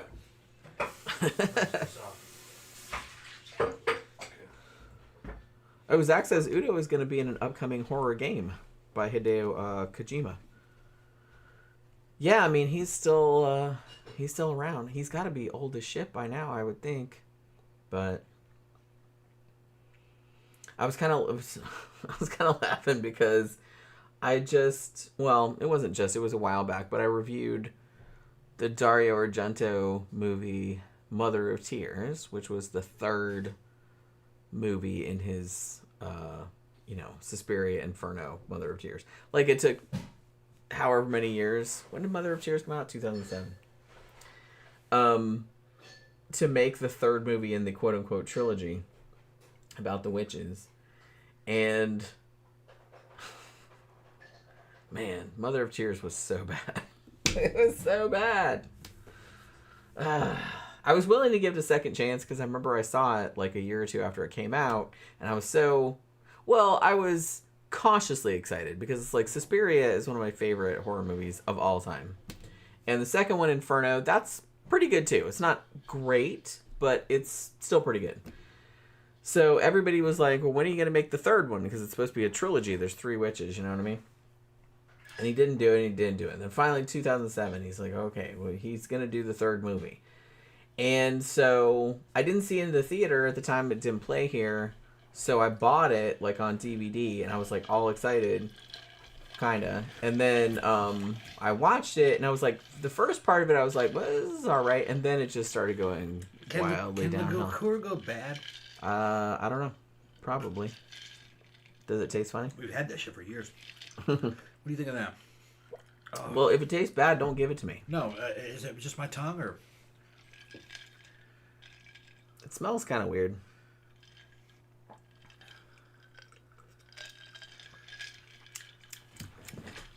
That's terrible, isn't it? Yeah, I don't like. It's like a. It doesn't taste. Real bitter. Yeah, it doesn't taste like curdled or anything, but it tastes like. It tastes like it's a little old. Yeah, it's hard to explain. Ugh. Well, that's it. Yeah. Now I wish I had drunk that. I was like, oh, it's gonna be in my mouth all night. Blah. Yeah, which one? High Desert says. Oh, he said I thought the movie was boring though. Yeah, I kind of remember some stuff about it, but I haven't seen it in many, many years. But I was just interested to rewatch it because I hadn't seen it in such a long time. Maybe it is boring. I don't know.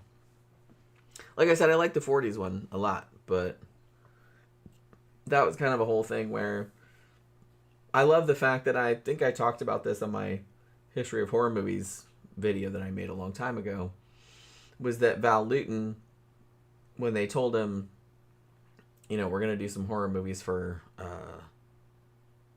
was it RKO? I think it was RKO. And they're like, look, we're just going to give you a title and a poster. Like, just make something, whatever the fuck. And so I guess they were expecting that he would make some kind of exploitative whatever, but it's like he decided to, like, make actual good, like, psychological horror movies. And Cat People being one of those. I think they were kind of trying to make a ripoff of The Wolfman, except a sexy woman version. But which he kind of did, but it's not really like that. Like I said, it's a lot more ambiguous. And I think it's all the better for it. Like that it's not some kind of like trashy exploitation film. So, He also made one called The Leopard Man, which I don't remember as fondly. But I haven't seen that in a long time. So, Zach says, oh boy, hope y'all won't get the butt problems tonight. It didn't, like I said, it didn't taste curdled. It just tasted like... It tasted like whatever the spice was in it was very forward. Like, you couldn't really taste any alcohol, or you couldn't taste any of the cream or anything like that. It just tasted like... To me, it just tasted like clovey is what it kind of tasted like. But it didn't taste right. Like, that's not what it's... But, like, I don't even remember how long we've had that, to be honest with you. We got it as a gift for Christmas some number of years ago, and it's just been down there like all this time. I think we've made a couple drinks of it like on some holidays and stuff, but I don't think I honestly could not tell you how long it's been down there. We probably should have gone to the liquor store, but we got lazy. So Oh, John Gore said, Jacques Tourneur made a great noir Nightfall. Ooh, I haven't seen that one. I'm going to write that down because that sounds like right up my alley. So you're dumping it all out? Is there anything... There's not really much more. That you can drink at all? There's no vodka left? I mean, you can go to the liquor store if you really want to, but... It's getting to be about that time. Hi Heidether says, I have a friend who's worked with Natasha Kinski. She's also a bit of a nut. That doesn't surprise me, considering who her father was. Because, man, we still need to fucking watch that documentary about him and Werner Herzog. Because I've heard that that's something. You know? I can't imagine just being like Klaus Kinski. I was just like, he's great. He's a great actor. But, man, I can't imagine being around somebody like that all the time. They just can't act like a normal ass person. Let's see. Okay, so the game that Zach is talking about is called OD Knock. Okay. Oh, Zach said I would also do Unspeakable Things to Nick Drake. Wow, that's kind of like a... I approve. That's kind of a weird choice. I'm kind of into it. You know what I mean? That's kind of funny. Kind of funny. I like that you have like this weird idiosyncratic taste in dudes. Because I have that too. And I always kind of feel like every time I say that, people look at me like I'm crazy or something. But I'm not. What? Bailey's Irish Cream. I brought that up. Okay, well that smells significantly better. That tastes good to me. Yeah, that's what that's supposed to taste like. Okay. What was the other shit that you had? It was like an Irish cream, but it was fucking... Oh, that was the other... spice flavored. It didn't work. No, like I said, it didn't taste like it was curdled exactly. It just tasted like all the spice had come to the forefront. Yeah, it wasn't good. And it was just like unbalanced tasting. And I don't think it tasted like that. I don't know if that had anything to do with me putting fucking vodka in it, but you can put vodka in Bailey's. Yeah, you can put vodka in Bailey's. Yeah. You can make espresso martinis out of the shit. It's Zach says, Maybe I ought to pour some coffee in it. Yeah. There is some in there, but it's not a huge amount. Not in there, but it's in the fridge. In the pitcher. I usually pour it out of there and put it in the pitcher so I can wash that. But yeah, I don't I've said before, I don't really lust after celebrity dudes or anything like that, but if I was going to, it's always like some weird idiosyncratic kind of fucking... Well, I tell people that it's like my first crush when I was a kid was like the dude... That's good. The dude that played Lurch on the Addams Family. I don't have any ice yet. The ice is gone. It's making some more, but that'll work. Yeah, that's good actually. And people don't believe me, but it's true. It's true. So I've never been real into your standard A-list Hollywood leading man types. They all kind of look the same to me. They're very generic looking. Same with the women. I mean, I'm not saying they're not good looking or they're not pretty or anything like that. It's just they're all very generic looking. I like interesting looking people. Yeah. Distinctive looking people. And I tend to like... Well, I don't know if it's so much that. Like I said, I like... Because I'm such a horror nerd, I tend to like a lot of people that are like in horror movies. Like Christopher Lee or Peter Cushing or Jeffrey Combs or, people like that are like in horror movies. So I tend to like that.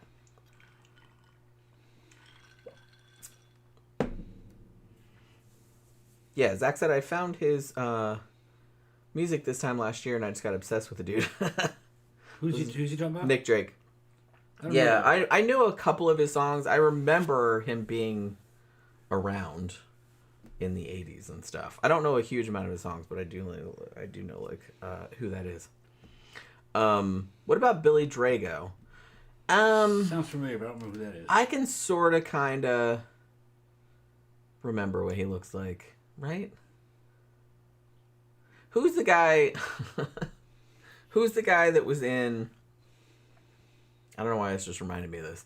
Who was the guy that was in Tales from the Crypt Demon Knight? All right, He was in Titanic. The dude that your ex-wife had a big crush on. Oh, Billy Zane. Billy Zane. Yeah. Oh, I guess because Billy. That's why I thought Yeah. of that. I could see being into that. Especially after Demon Knight, because he was, like, super fucking funny in that. But, he looks like he'd kind of be a douche, though. I don't really know. He looks douchey. There's no telling. He looks douchey to me. But he might not be. He might be a lovely person. I'm not really sure. I just remember you telling me that because I think when we watched Demon Knight, you said, or Titanic, or whatever the fuck we watched, and you're like, oh my god, my ex-wife used to be in love with him. Which I thought was kind of funny. I can kind of see that. But I don't really, like I said, I don't really know shit that's like famous now. You know what I mean? Other than like people in the Marvel movies. Well, I don't think there are any movie I mean, stars there are, but I've heard that the movie star era is gone. That they have actors, but they're not. It's not like. Well, there's still people that are in movies that people know who they are and all this other kind of stuff. So it's like, it's not that it's completely gone. It's just that the movies, I'm so into like niche kind of movies. I don't usually keep up with any of that. So, like I said, I think the fucking sure enough American movie star. I think they're going extinct. I mean, I think the only one you have right now would probably be Tom Cruise. He's old. He's a movie star. He's old. Yeah, but he can still bring him to the box office.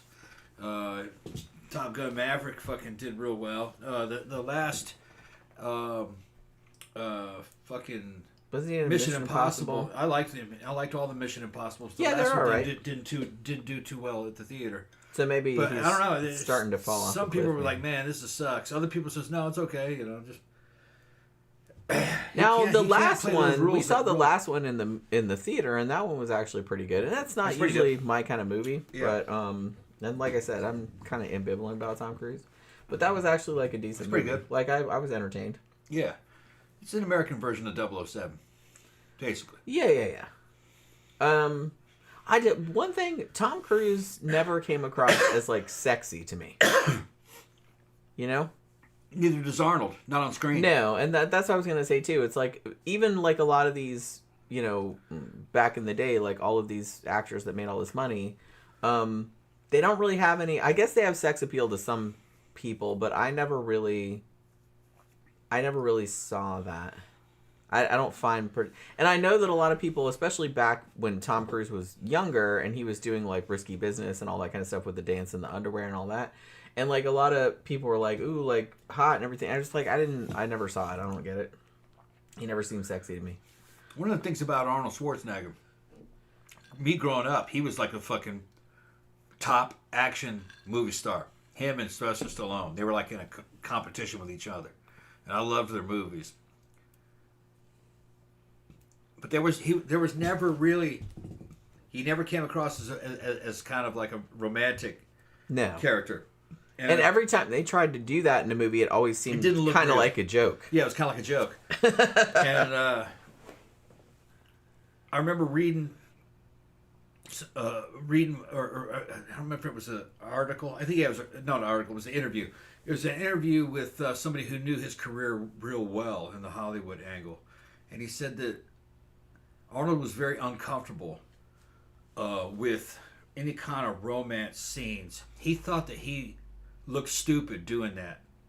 He said that he I agree. Yeah, he said he couldn't do sexy. He said that's not what he his was at least was. self-aware enough to know. Yeah, he knew that. What his they tried to get him to do some was. stuff, and he was like, basically, he goes, "Yeah, I'm not going to look right on screen. Not So like he my, knew that. And my fans are not really the people who are coming to pay to see me. They're not really paying to see me do that. Yeah, everyone would be like They're really paying for me to uncomfortable. see, It'd be pulling really shit awkward. apart and fucking hitting some dude and saving this and that. Yeah, that's your That's thing. what his thing was. And That's your Arnold thing. knew a lot about that. Yeah. Now, it's been kind of agreed that the Hollywood people that worked with him that Arnold was not very sexy on camera. People who knew him said that that's not what he was like in real life. In real life, he's a clown. He jokes around a lot. He had a real good charisma, and everybody liked him. They said he was in his prime. He was fucking great. He said he made you feel important if you're just looking at him. If you looked at him, you felt important. It's just that was the effect that he had. And they kind of quoted something that one of his ex-girlfriends said about him. This is before he got married. He said that there was something about him, that his personality was very addictive. Once you hung out with him, if you were a woman, once you hung out with him, you kind of wanted to continue hanging out with him. And it was just... So he was sexy in just real in life. person. It didn't come across on screen. Yeah, it's just that he didn't have that... Because he never read Right. as sexy to me at all. Right. And he just... And he also didn't look good in suits and dressed up. He said he looked silly like that. So he was in kind of tighter clothing and stuff, when he was... So you could see that he was a big guy, just... So he was working within the limitations... Yeah, of the character. And at least he had the self-awareness. Yeah, he knew to know what his strengths and weaknesses were. Yeah, without being a butthole about it. And if there was any kind of love scene, it was very going through the motions and more of a ritualistic thing. Yeah, honey, I'm a real man. Okay, now on to the show. It's just I love you. This because he was doing that in. Right. Did you really get Did you really get the impression that he loved his wife out of fucking? What, Total Recall? No. And then when he killed her, it was a big deal? No. Because it wasn't his wife anyway? Yeah, and they knew that, and they played that right with his character. It still worked. Very superficial. Like I said, it would have been... Yeah, they kept it superficial, Very which superficial. was probably the wise thing to do, because you didn't really get any emotional connection, oh no, what a fucking tragedy. You know what I mean? I didn't really feel any... Now, later in his career, when he was doing art films, in Aftermath, or what was the other one? Maggie. Well, that's what Zach was Arnold asking. Did he ever do any straight up dramatic roles? Yeah. Later he did. And he's good. He can act. He can act. If he chooses to. You If you haven't seen Maggie, which is a zombie movie, but it's like a zombie drama. Yeah, there's not much zombie in it. No. It's not a horror movie, not what it's for. really. But... Yeah. But Maggie is Arnold Schwarzenegger He's showing Sylvester Stallone that he can't act. Yeah. He was actually great. Yeah, he's good at it. Yeah. It's like his daughter turns into a zombie, and he doesn't want to accept. Yeah, and he doesn't want to turn her in to the authorities. Yeah, it's like destroyer. and it's pretty heartbreaking. Yeah. So he actually does a really good job in that movie. Yeah. So he can act if he wants to. I'm just saying that, because he's older, so he's coming across as he's a dad, and it's this is his daughter, and and everybody can kind of relate to that. So. And in the movie Aftermath, which I have that one too, he plays a guy who's fucking unhinged and crazy. He's the villain, basically, where he lost his family in a fucking air crash, and he holds the company responsible, and he gets revenge on them. He kills a bunch of them, and he kills them, and it was based on something that really happened. Something like that, yeah. He played a real character. He plays basically kind of like a weird, mentally obsessed guy he's a villain. And he does a good job in that one, too. Yeah, so he can act when he wants to. Yeah. That's not the kind of movies he wanted to be in, though, when he was young. He wanted blockbusters that were very superficial action. Yeah, and he was good at that. He knew what his strengths were, like I said. At least he was that self-aware. He was great. Stallone was better. Stallone was fucking an actor and could write, and he was more talented in a certain way. But they were offering different things. Yeah. Zach says, Tom Cruise hot? Nah. Daniel Craig hot? Yes. I agree. Well, you can picture Daniel Craig having sex. Yeah. I have a hard time picturing Tom Cruise having sex. If I think of Tom Cruise having sex, I'm kind of like, ew.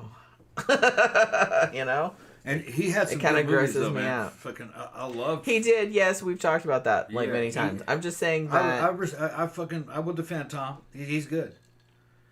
Fucking, but I know what Jenny's talking about. Yeah, that's true. But he was very professional, and he could act. Because like, is he gonna do? Like while he's fucking you, is he gonna do that like shit-eating grin that he does? Oh, ew. I gotta say he made a great. I gotta say that he made a great Lestat. Fucking vampire Lestat. Yeah, because Lestat was kind of a cock. Was a cock. Yeah, he was very good as a villain in that fucking. He plays better villains. What's it called? Collateral. I think it was called Collateral. He plays better villains than regular. He's a very believable villain. Yeah, because like I said, probably in real life he's kind of a cop. And he was very good in the Rain Man, where he plays a prick basically, you know, the fucking Rain Man's brother, and very good in that. He was very good in fucking Eyes Wide Shut, a fucking Kubrick flick. Because he's also playing a dick in that one. He's a real good dick. Yeah, he's very good. He's not evil. It's just a dude who's fucking... He's just a douchebag. Fucking, yeah. Really an egomaniac. Fucking real arrogant, you know. Which, like I said, probably close to his real personality, allegedly. So it's just kind of like that's probably why he's good. People from Church of Scientology that left the church said he's diabolical. I believe it. Yeah, he's diabolical. I believe it. Like I said, I kind of feel like the reason that he's so good... Because I don't think he's that great of an actor. The reason that he's so good at playing assholes is I think that he's just playing himself. He knows that energy. Yeah. Yeah. When he tries to play like a hero, he just comes across as a smarmy, cocky shithead to me. I don't know. I thought he did good as Ethan. Ethan Kinda, but still. He still has that cocky, arrogant, and I really don't like that energy. I like it. It just kind of pisses me off. It fits in the movies. I'm just like, just stop. He's kind of typecast as that. Yeah. So you know that's gonna come. So yeah. I think he does a good job. One thing I will give him is that Tom Cruise didn't like to be fake. He didn't want to be fake. He can really ride motorcycles. He can shoot real well. He can fly aircraft. He can do a lot of his own stunts. He's good. You know. He's a cop. He's a prick. Yeah.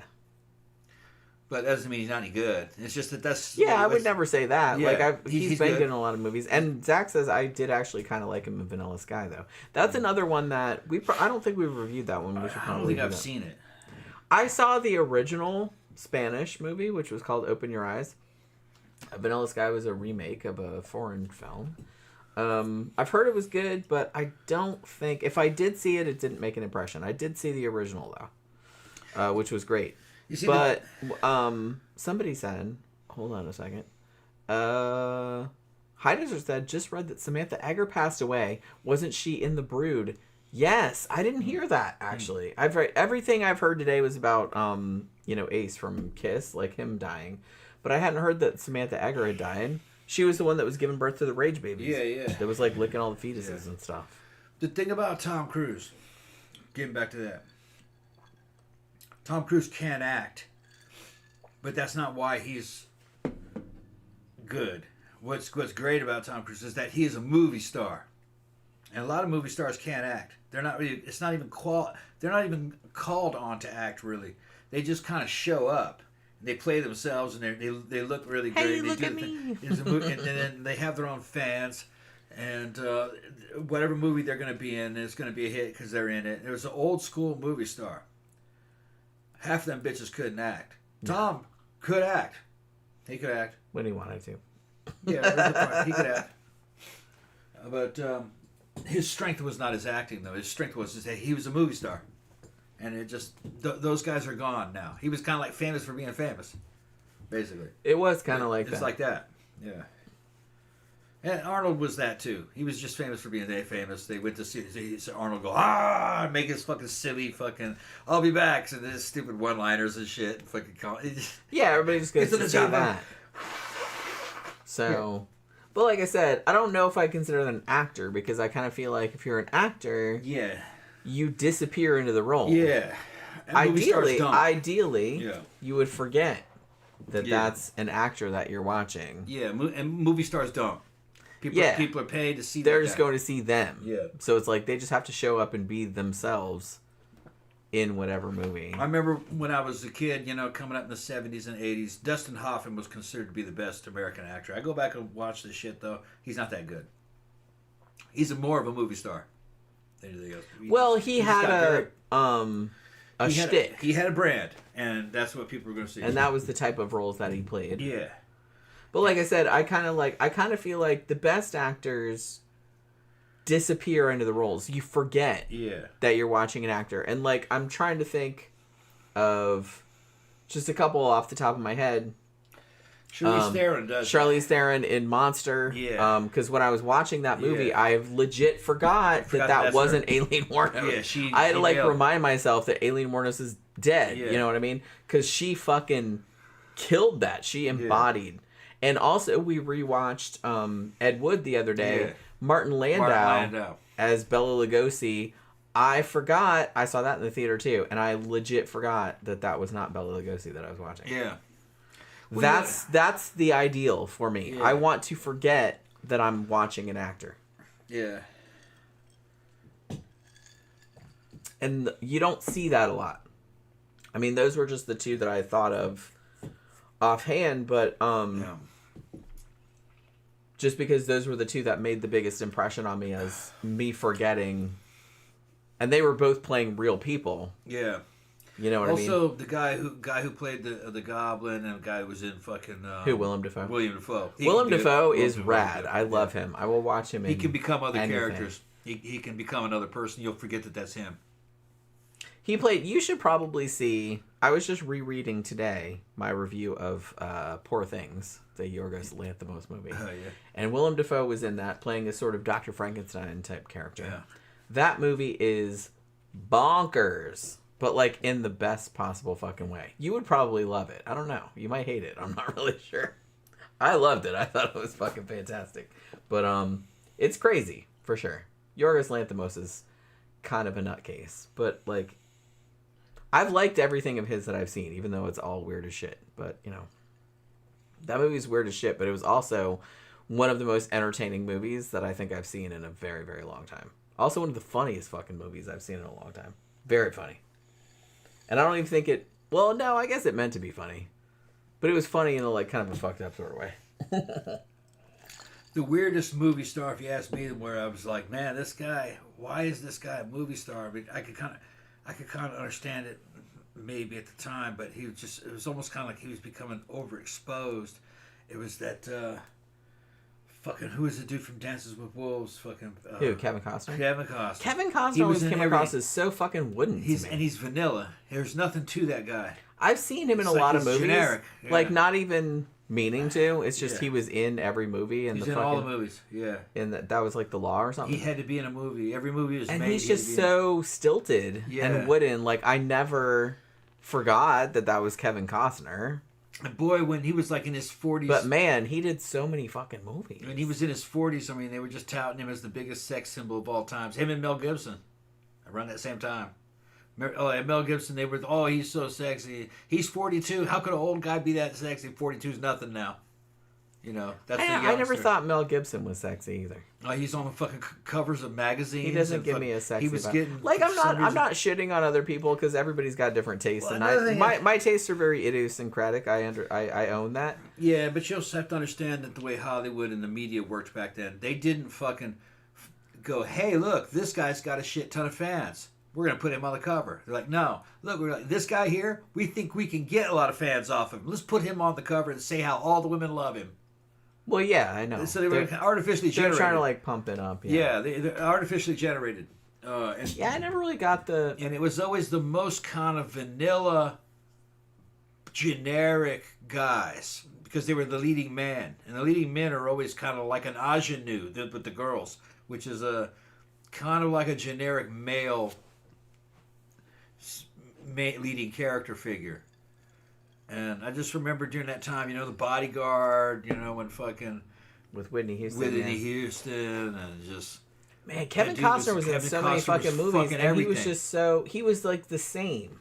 Yeah. In every single movie. He was in JFK. Yeah. He was in Waterworld. He was in all the fucking movies. See what back happened? then. And he played Dances with Wolves. He was like exactly the same in every fucking movie. Yeah. He was just so. What had happened is the studios fucking said, well, Mel Gibson, you know what I mean? He's a fucking big star, and all the women love him, or at least we told all the women to love him. He had Mad Max and all his Mad Max movies, so we got to do the same thing with Kevin Costner. I mean, the Mad Max movies were cool, but and The Postman, that was all post-apocalyptic shit. Yeah, and they're trying to make him. They were trying to make that happen. They're trying to make him another Mel Gibson. It wasn't working out though. I will give Mel Gibson, as crazy as that motherfucker is, he did have probably like 1,000 times more charisma than Kevin Costner had. He had a personality. Kevin Costner had like zero charisma. Yeah. Well, I think that's what helped him. Every movie that he was in, he was like a blank fucking slate. He was just so wooden. But there's a reason why that was, I think, worked.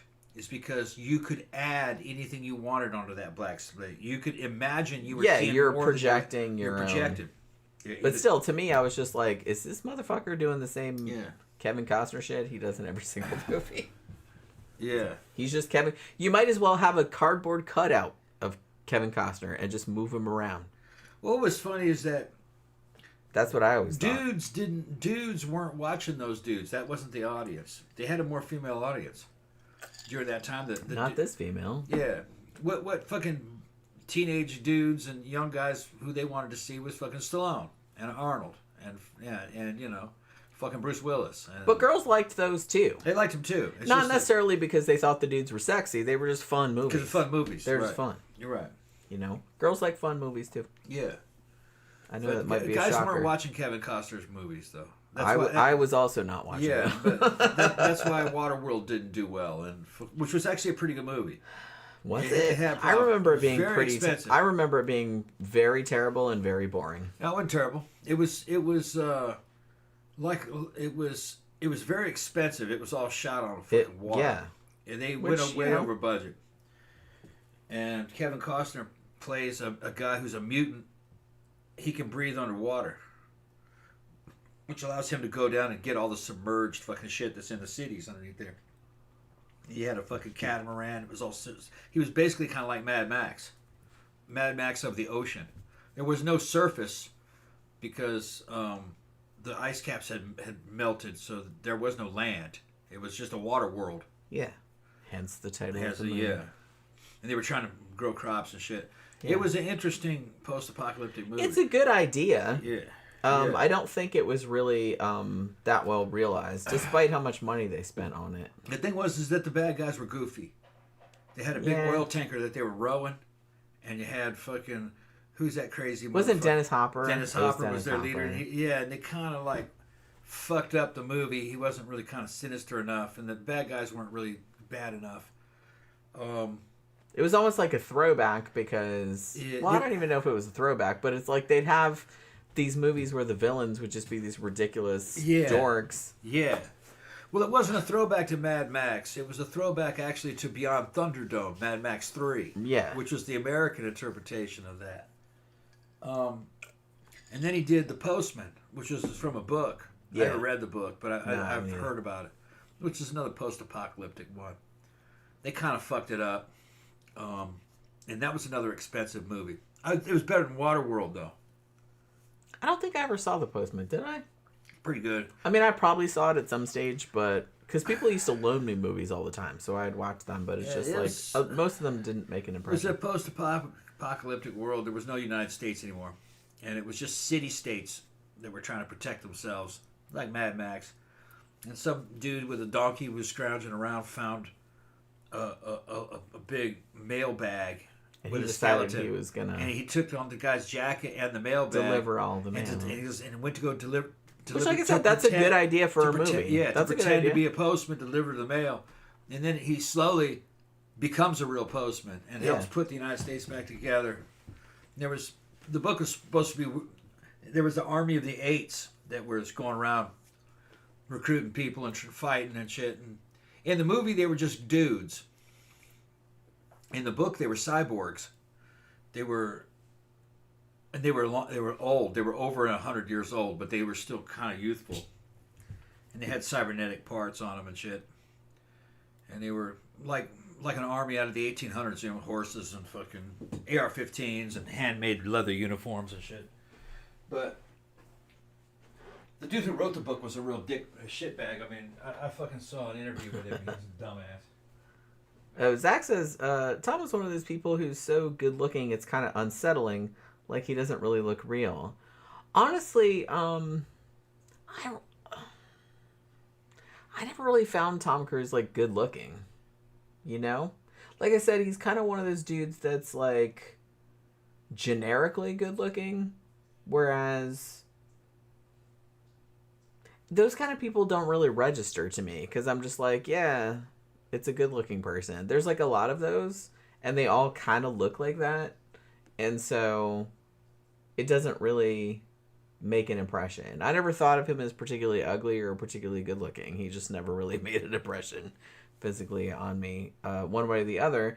The reason I have such rancor toward him is because he just kind of seems like a douchebag.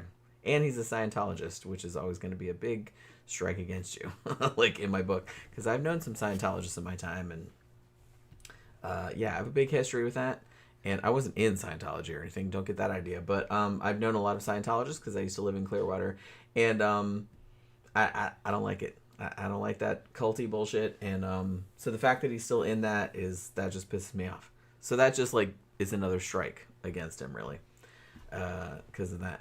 Now, Zach says, I love how, at the moment, the current heartthrob is Pedro Pascal, and he didn't get to that point until he was nearly 50. Yeah, see, that, to me, is rad.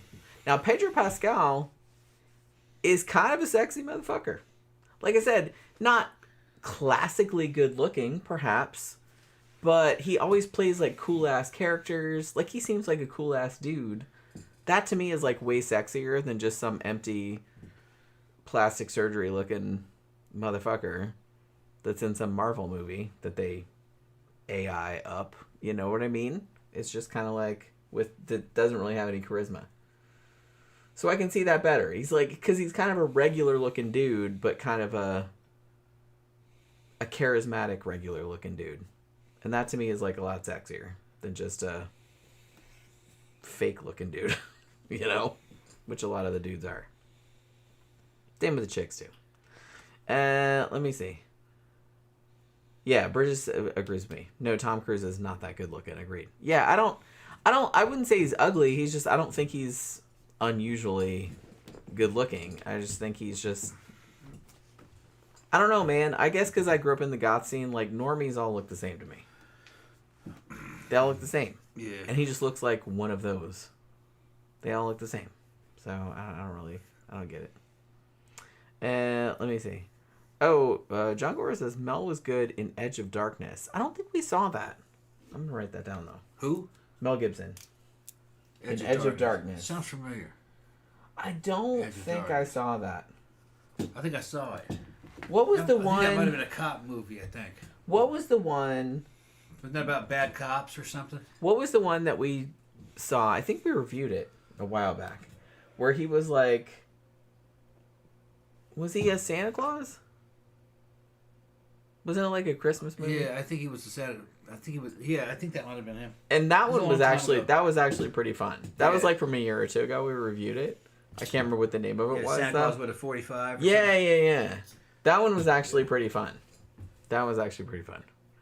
But I can't remember what the name of it is. I didn't have to look back at the thing because I remember we reviewed it. I remember watching it because one of y'all recommended it. I think. I gotta pee. Yeah, I don't know about you. I'm getting sleepy. I have a hard time to keep my eyes open. Really? You're not hungry? Yeah, I'm hungry too. Yeah, I'm hungry too.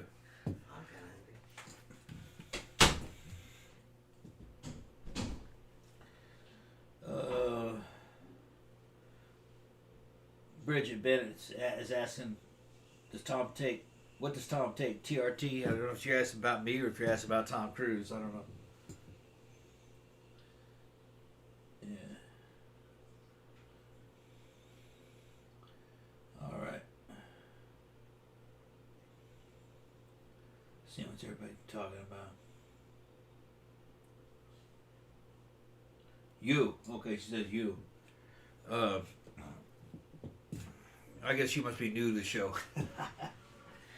Oh, I take more than TRT. You know, fucking testosterone. That's just the base of what I take. I take other shit too, and I work out, eat. But no, I've been enhanced. I'm enhanced. Have? Yeah. So she's asking me if I took TRT. I didn't know she was talking about fucking Tom Cruise though. And I said she must be new to the show. I fucking talked about so much of that. Yeah, we'd be talking about Tom Cruise on. Yeah. Oh, Bridget says, no, I've heard it, but I'm trying to tell my boyfriend. I don't remember it all. Okay. So I guess, yeah, he does take, I don't know what all you take now. Who? You. Oh. Oh, he'll tell you. Oh, okay, yeah. If you're on TRT, you want at least like 200 milligrams of test. And you're going to want to take something kind of like Clomid if you want to keep your fertility functioning. If not, if you just take testosterone, you just inject that, it's going to be like a woman taking estrogen because, you know, her cycle will shut down. You'll be shooting blanks. You'll be shooting in blanks. other words. It'll be... Which might be what you want. Birth control. Yeah, some dudes want to do that. You know, I tend not to like that. So I'll take HCG or Clomid to fucking keep myself shooting live rounds. And then I did that for a couple years. I was working out, eating and shit. And just as time went on, I started taking other things like nandrolone and fucking nandrolone phenylpropionate, fucking Masteron, Winstrol. I've done them all. I've even done Tran. I just didn't do that much of it. I just don't take that, by the way. Yeah, don't take Tran. Fuck you up. But you cannot take any of those kind of drugs, not any of those kind of performance drugs, unless you're on testosterone. If you're on it's because they're steroids. That's not what I'm talking about. They are testosterone suppressant. If you take that solo, just like a standalone treatment, it will fuck you up because your testosterone will shut down, and that shit is not bio-identical to testosterone. So many of the cell functions will be undone, and you'll be sleepy. You'll have all kinds of fucking problems. You have all kinds of sexual problems, like BTK. Yeah.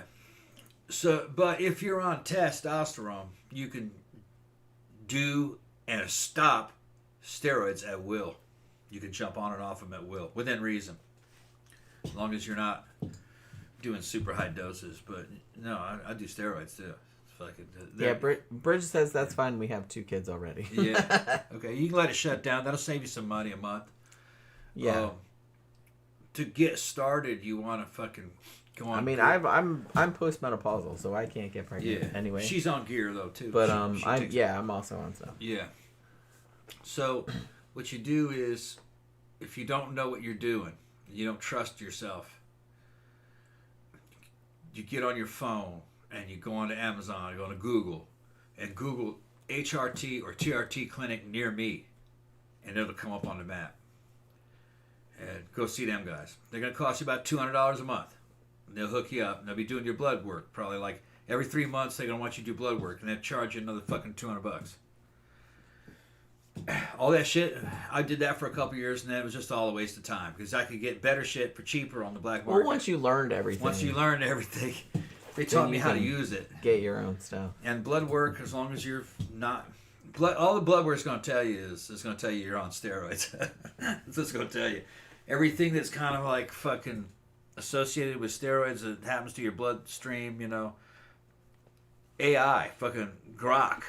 If you ask Grok the correct questions and how to phrase things right, it'll know. And if it knows you know what you're talking about, it'll give pretty truthful answers. If you ask fucking just bullshit questions on the surface, it'll say, "Oh no, don't do any of that stuff," because that's just how that program works. If you don't know what you're talking about, it's not going to say. It's going to say, "Go see your doctor." Your doctor's going to try to sell you some other shit because testosterone doesn't have any kind of patents on it. So they don't make any money on it. They're going to want to sell you something else, like diabetes medicine or statins. They want to put that in there, which that shit will kill you. Just the whole system's pretty much rigged. It's a fake medical healthcare system. Unless you get injured, they're good surgeons. They can put you back together and shit like that. But they have no financial incentive in you losing weight or you getting stronger or you getting more healthy. They don't make money on that. They want you to have diabetes and to be overweight. And they want you eating fucking high fructose corn syrup and fucking shit like that. Anything that'll make you fucked up so they can make money off you, they'll do that. Yeah. And because they try to do that shit to me. They want to sell you prostate massages. They got to call it fucking which if you look at the statistics of what that does nothing. That could be harmful, actually. It's just, they're not really there to help you. They're there to make money. And the proof is look at the richest men in the world, like Jeff Bezos. They doing what I'm doing. Yeah. So they know what they're doing. They have other technologies that they're using. Fucking, I heard they're doing blood transfusions with fucking young kids and shit like that. Which I'm not sure exactly what that would do, that steroids wouldn't and hormones wouldn't do. I don't think that would do anything. I think that's bullshit. Well, no, they were doing that. Like I said, I don't think that would do anything. I don't think it would do anything. But they were doing that. They were saying, oh, no, it helps fucking your DNA and their white blood cells and all that. Red blood cells are merging in with yours. And it's somehow... That might be some weird placebo effect. Yeah, you have to understand that rich people will spend a lot of money on crackpot shit. Well, and also people will take their money because they're like, hey, this dude's an idiot. Yeah. I'm just going to tell him what he wants to hear. I'll take the money. And I'll take the money. Yeah. Because why wouldn't you? Yeah. You know what I mean? Now, there are some... I would probably do that. There are some things that in general are true. If you're out of shape, you're overweight, you're not in good shape, you can't go on steroids.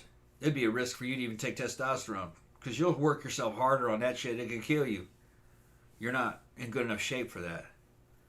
But if you started slowly and got on shape, you could fucking increase it, and you slowly get stronger and stronger, and you get better over time.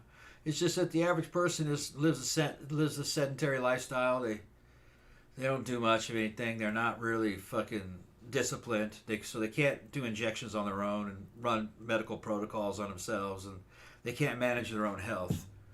I know I've tried. I've taught friends of mine fucking how to do this, and maybe out of the fucking 8 guys that tried, only 2 of them successfully became part of their daily ritual. One dude was a surfer, and he was disciplined, even though he was an alcoholic. He felt a lot better, and he got a lot better quickly, just on HRT. And there was another one. Oh, fucking, what's her name's boyfriend? Yeah, I know who you're talking. What's her name, Nicole? Yeah, Nicole's boyfriend. And he's... Husband. His husband, yeah. Last time I saw him, he was looking good. He's like, dude, this is the best thing I ever did. But, guys like fucking... Our little fucking Scott, our little fat roly-poly dude, he got better for a few months, and then when he started shooting blanks and shit, he got off of it. And I said, well, what were you shooting blanks for? The Clomid should keep it. Clomid? I said, yeah, I told you, take Clomid. But he couldn't handle that. That wasn't... They can't hold 2 things in the idea. They can't hold the idea that you might need 2 things at once. Your average mundane thinks in terms of standalone therapy. You take one thing and it solves your whole problem. Well, everybody wants something. They want one thing that's easy. No, once you go on test, there's about 3 other things you should take. Easy. And if you're on fucking steroids, then there's another 3 or 4 other things you should take. And because it's hormone replacement. You're replacing the hormones in your body out of your endocrine system. You're replacing them with synthetic versions of those hormones. And sometimes the synthetic versions of those hormones are improved versions of those hormones. Steroids are just testosterone, but it's improved. It's more anabolic. It builds muscle. And it heals wounds a lot better than testosterone would. And it's not androgenic or as androgenic, so you can give it to a child or a woman so they can heal up without turning them into a man. That's what steroids were for. They're not something cooked up in some basement by some mad scientist. They came from real medical industries, medical laboratories in the 50s and 60s, and it It was a synthetic testosterone that you could give to a man or a child or a woman or a child so they could recover from injuries like burns and fucking broken bones and surgeries. You'll heal up a lot faster on that shit than you would just trying to heal up on your own. You know, like if you work out and just work yourself to the bone, you're sore as a motherfucker. It's going to take you 3 or 4 days to recover. And then like another day maybe to build up and to grow a little bit. Me, I could work out, be healed up, and grow in 12 hours. So that means I can work every day if I want to and still grow when I'm on a good cycle. So you have superhuman recovery. And if you do it right, your biological clock starts running backwards. Because you can heal and recover at a superhuman rate, you know. Go back in this archive and look at me 5-6 years ago. I was a different man then. I looked like shit. Yeah, you looked a lot. Well, you didn't look like shit, but you looked a lot different. I looked a lot different. I looked older. I didn't look as vivacious. No, I wasn't as vibrant. Bridget says, thank you, he'll look into that. I told him you're almost 60, and he said, no way.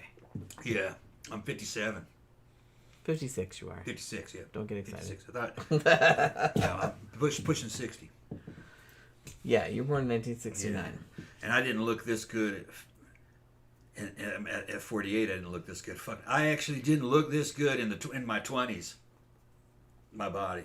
I look better now than I did even in my 20s. Yeah, it's like in some ways, I mean, I'm 53, and in some ways I feel like I look better than I did when I was in my 20s. Yeah. You know? You're a lot more shapely. That's true. Yeah. Because I actually like work out more and, yeah. You know, I actually feel a lot better about myself now than I did back then. So if you want to learn the ropes under supervision of a doctor and get the confidence that you know what good shit feels like, you can go to a fucking TRT clinic near you. And you could go with them, and you're going to pay that $200 a month. Get your little 200 milligrams a week of fucking testosterone. Run that for about 6 months or a year.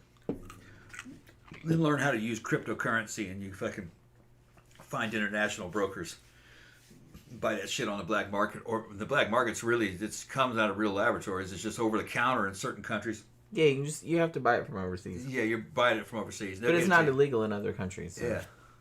You're not. It's not illegal here. It's just that it's a prescription drug. Not really. You just have to. Yeah. Florida. It's not black market. It's more gray market. Yeah, the gray. Everything I take, you can legally purchase in Florida with a doctor's. Yeah. Prescription. But the thing is, the doctor would pay. To go through doctors, they would give me what I was asking for, no questions asked. But they would charge me $1,000 a month. Yeah, you would get. And I get it. I get it for $150, and it's not just 200 milligrams of test. I'll take like a week. I'll take like 600 milligrams of testosterone and like maybe another 800 milligrams mix of a couple different kind of fucking steroids. So I'm pretty fucking. I'm on a good stack always. I mean, what I'm on now, I'm on whatever it is you get. I got 150 milligrams of Nandrolone a week. I also take estrogen and progesterone. I actually get that from the U.S. Yeah. From TeleRx. Because it's like $200 for like 3 months. Yeah, estrogen's cheap. Estrogen's cheap. I don't take the progesterone every day though because it makes me feel like crap. Yeah. It makes me feel like suicidal and depressed and stuff. Yeah. So I don't take that every day. I just take that just does that. Well, yeah, I know. Like I was on birth control, which is largely progesterone mostly. So I knew that was going to do that. But you know, it's not fun being on. The estrogen doesn't really do anything, but the progesterone is bad. Yeah. So I only take it like 3 times a week. My waist size and my pant size when I was 48, which is almost 10 years ago now, I was probably like a 33 waist. I'm probably like a 28 now. Or my pants fall off, and these are like 31s, and they just fall off me. Yeah. I might be a 29 waist. 30, and I haven't been a 29 waist since I was about 14. And my body fat percentage is probably about 12%, maybe. maybe 10. Trying to get it down to about 7. So I need to lose about another 2 or 3 pounds, maybe 2 pounds of fat. Then my 6-pack would look really good. I'm right there to be qualified as my numbers qualify to be a male fitness model. I'm about 97 pounds, 197 pounds, and about 11% body fat, probably 11 or 12. That's pretty good. But to be a real pro, you got to be in single digit body fat. And that's what I weigh, and I'm 5'6". So I'm 187 pounds at 5'6". That's not natural. That's not normal. You can't really do that, especially at 56, 57. That's just... You cannot achieve those numbers naturally. Although, what is natural? What is natural? You know, I mean, fucking working out isn't natural. Kind of a blurry line, isn't it? Yeah. Eating high-protein diets is just meat. That didn't really happen in nature. Shaving and putting makeup on isn't natural. So there's nothing really natural. So... Yeah. It's natural for us to cheat. Washing your ass isn't natural, if you want to go that far. Humans are tool-making animals, which is cheating. It's natural for us to cheat. And, you know, making synthesizing hormones is a way you could cheat. It's a tool. You could use it. And like I said, I don't really consider it cheating because it's just kind of like, hey, our brain evolved. Yeah. Our brain figured out how to do that. Yeah. So ergo, that's natural. Yeah. You know what I mean? Yeah. I don't get all bent out of shape about it. Right. Now, you must lift weights. You have to do weight training, or your body won't know what to do with any of this shit. You know, you won't really improve that much. But it feels so much better to exert energy when you're on this shit. It's not like, oh my God, I don't feel good. Let me lay down. You don't have that when you're on test. You know, fucking, you're like, yeah, you're like the Tasmanian devil. Oh, that was good. Let's do it again. You really want to work out every day, but you won't grow if you do that. I know. It's too much. It's too much work on you. You'd have to take a shit ton of steroids to grow if you had to work out every fucking day.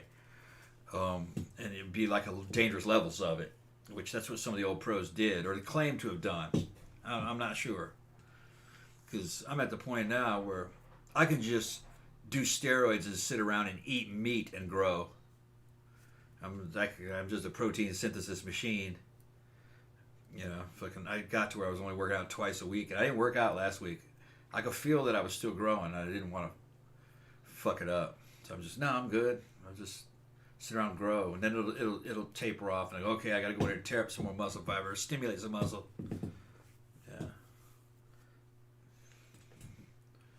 Yeah. John Gore says, "Does it heal broken hearts?" Unfortunately, nothing does. What? Except for time. Test? Oh yeah. Yeah, it'll heal broken hearts. You'll be like, yeah, fuck that bitch. I'm gonna go get it. Yeah, it might make you not care anymore. You don't care. Yeah, you're like, that was the past. Yeah, you don't get sentimental on test. You get extremely confident. On tread, you'll get unreason. You'll get a god complex. There was a damn Farscape episode where the fucking aliens had this fucking gauntlet they could put on it and would inject high performance drugs in them. And she's like, yeah. The girl puts it on and she's like, I feel great. Let's kill What are you talking about? I'm in charge. You're not in charge. I'm in charge. We're going to go over there and we're going to kill them. We're going to kill them all. And Jen's like, yeah, tread. That's it. I was like, oh. That's it. That was what you were acting like. Yeah. The writers of that show knew exactly what they were talking about. Yeah. Other people know this shit. They take this shit. They know that shit. But like I said, on the other side of that, you also feel like super, super weirdly like insecure. Yeah, you think everybody's talking about you. Like everyone's talking, like you get really paranoid. Well, everything's fight or flight. Yeah, everybody's talking about me. Oh my God, my girlfriend's cheating on me. He's looking at me. Like, he's looking at me. He's funny. looking at me. I'm gonna kick that motherfucker's ass. Stop looking at me. I'm gonna pull his head off. Yeah. I'm gonna rape and kill that dude. Yeah. Stop looking at me. Yeah. You're it's something. You're a fucking psycho on it. That's what I'm saying. It takes a while for that to happen. Don't take Trent. Don't take it. It's not worth it. And I didn't really physically gain anything from it that I would have gotten from if I was taking another one. It just has really bad side effects. The person that takes it, they have a great time, but everyone around them is just kind of miserable. Like, oh my God, yeah. Please get away from me, you fucking freak. Because it's kind of addictive. It's gone. You're like, oh shit, man, it's gone.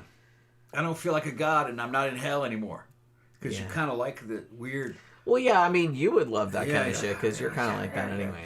So it's like Tasmanian devil. That being amplified, I could see how that would be very attractive for you. Yeah, you think you're a werewolf. You feel like a werewolf. Kind of, you know. I was having a hard time because I was trying to like talk to you like a reasonable person, and I was just kind of like. Really. And I was doing shows on it. Okay. I was only on it for about. He was saying crazy shit. I was on it for about 5 months, and you're really only supposed to be on it for about 3 months. And you're okay for the first 3 months, kind of. You're a little bent in month 3. Month 4, I was fucked up. Month 5, I was a fucking psycho. I was a fucking psycho. Mm-hmm. I had to come off that shit. Her, fucking Soph, and Jen convinced me that I was crazy. And I was like, because I was in denial. Took a while. I was like, yeah, I guess I am crazy. I came off of it. It took another 2 or 3 weeks to get back to normal. Yeah, it took a while for you to be back to normal. Or you're normal, which is kind of psycho, but not it's as wild shit, man. Not as psycho. Yeah, you don't want to do that kind of stuff. No. You're just like the fucking Goblin out of fucking Spider-Man. Yeah, not great. The same thing. You become very evil. Yeah.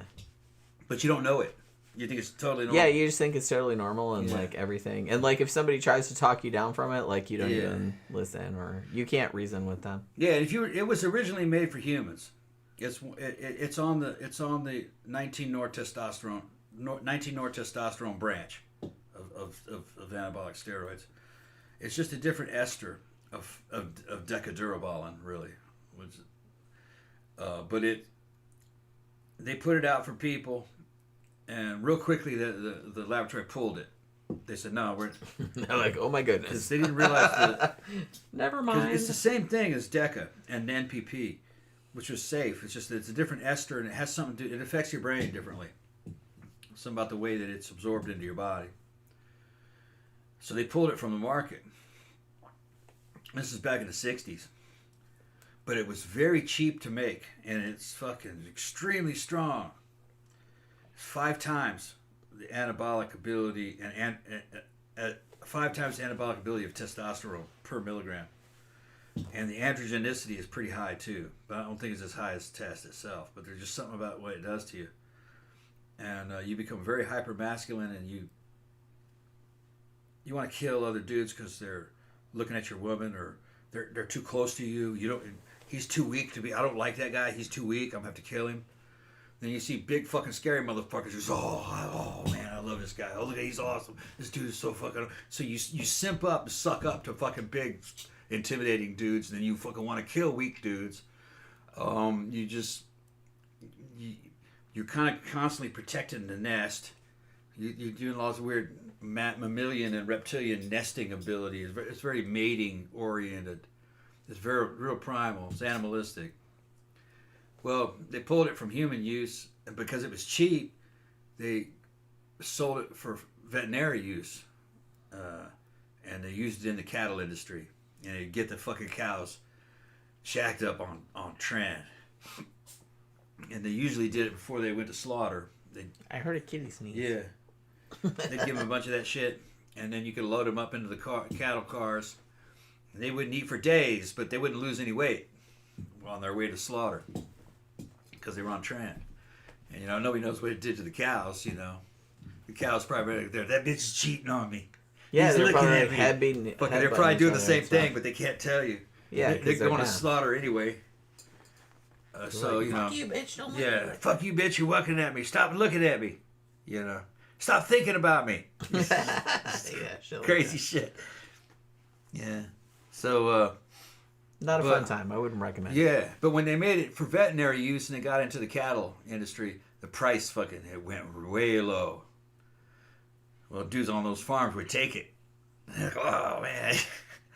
Wow, I feel awesome. Oh, yeah. They take it. Oh, man. Meanwhile, everyone around them is like, you realize you're acting like a fucking serial killer. We need to fuck all these cows. You ready to fuck all these cows? Yeah, hold on. Yeah, I could see that happen. Would do some weird shit to I could see that happen. So, anyway, because the guys in the cattle industry could get it, they were taking it, they could get fucking big jars of that shit for a small amount of money and break it up, put it into smaller jars, and they would sell it to dudes in gyms. So it was in the gym, but that shit's fucking dangerous. It's so funny It's to just me that really- like they would give you something to fatten up your cattle, Yeah. and a lot of farmers' first instinct was let's take this. Yeah. What's the worst that could happen? Yeah. Like Well, that wouldn't even occur to me, seriously. No thanks. One of the ones that I'm on right now was for horses. It's Yeah. called Equipose, and it was for racehorses. And it was you have to take testosterone if you take it. You don't really want to be on it for a big time. It's nothing like Tren. It's not. No, you're not. Doesn't make you crazy. You're not acting weird or No. anything, because I would smack the shit No, out of but you if you started doing that shit again. You know, and I was in the horse industry also, but not racehorses, just equestrian thoroughbreds. So there was a lot of the horse drugs we would take. You know, the horse paste that they were fucking with, what's his name about? Oh, you can't take this, the horse paste. Fucking, what's that shit? Hydrochloroquine? No. Fucking, I forgot what that shit was called. We used to take it and just put it in a spoon and eat it. It'd be apple flavored. And man, that shit was good for you. It was an anti-parasite stuff, but it would also do things like attack cancer cells when it was early on. It could do, it was, but it's not on there's no patent for it. Patent's long run out, and it's in the veterinaries, but I forgot what hydroxychloroquine, I think is what it was called. We used to take that. And it was just a lot of the horse medicines, the horse painkillers, Butte, we take that. If you fucking got kicked by a horse and you were fucking just badass Charlie horse, you'd take some fucking Butte. You'd feel better. It's kind of like fucking horse strength aspirin. And, but no, fucking the dudes that were on the racetracks were taking Equipose too. And it's really known for like muscle definition. That's what it does to a human. Make your muscles real defined, veins pop up, fucking you heal up real quick after you work out. It's like all the other ones really. Just gotta with Equipose, you gotta watch your cholesterol though. Fucking, it burns fat off you, and the fat in the food that you eat isn't stored. It just goes right into your bloodstream. It's pissed out. Well, that means you're gonna have real high cholesterol. So if you were a fat boy and had any build up in your arteries and shit, you're gonna add to that. So there's always something you gotta watch. Everything you get, there's something you're gonna have to watch. So I was saying, if you're in bad shape, you can't take this stuff. You got to get in better shape before you can. And you always got to start small and slow. You don't just dive into that shit. Dive into the deep end, you know. You got to learn how to swim first, you know. Yeah, I'm 56 now, so I'm thinking of it. And then Kevin Smith says, I turned 55 October 15th. Knowing everything that I know now, I'd have been on at 30. I should have been on at 30. And I wouldn't have to recover from all that fucking damage that was done in my 40s. It's just that in my 30s, I just would have been very mild. Just testosterone supplements. I've done that. And by the time you're in your mid-40s, I'd start doing antibiotics. Because you can take more of those. They have less side effects than test. You can only take 1,000 milligrams of test, even if you're kind of... If you've worked up a resistance to testosterone, you can handle 1,000 milligrams a week. But you can't handle 3,000 or 2,000. It's going to be nothing but fucking side effects. Acne breaking out and fucking feeling bad. But some of those steroids, you could do fucking 3,000 milligrams of that shit in a week and you feel fine. And it's putting on all kinds of muscle on you. But like I said, I've never taken that much. And you're going to have to take tests with it. So you would take 400 tests and 3,000 of fucking MPP or something like that. And if you're working out and eating a lot, you might gain fucking 5 pounds of just pure muscle in about maybe 3 weeks. No, not 3 weeks, 3 months maybe. 5, 10, between 5, depends on how big you are already. You know, if you're not that big, you'd gain a lot. If you're already really big, it would probably only be a couple pounds. The bigger you get, the less returns, because there's a lot of you. And you're already reaching maximum size anyway. So I'm not trying to get maximum size. I don't even want to break 200 pounds. I'd be happy with 190. That's all I need, with a really lean 190. When you start getting fucking super big, you're fucking almost 300 pounds or 260 pounds. Your heart was not designed for a body that big. You can have heart problems. It's not the steroids, it's the size. Steroids allowed you to get that big, but you were not supposed to be that big. You'd need a heart fucking 50% bigger with stronger heart valves, you know. Count Orlock just showed up. Mm-mm. Good evening. Sorry I'm late for the party. Yeah, we're towards the end of the party. So anyway. I'm glad you liked the song. It's pretty badass. Oh, yeah. It's on the Tony Iommi's album where it was Billy Idol singing a metal song. It's pretty good.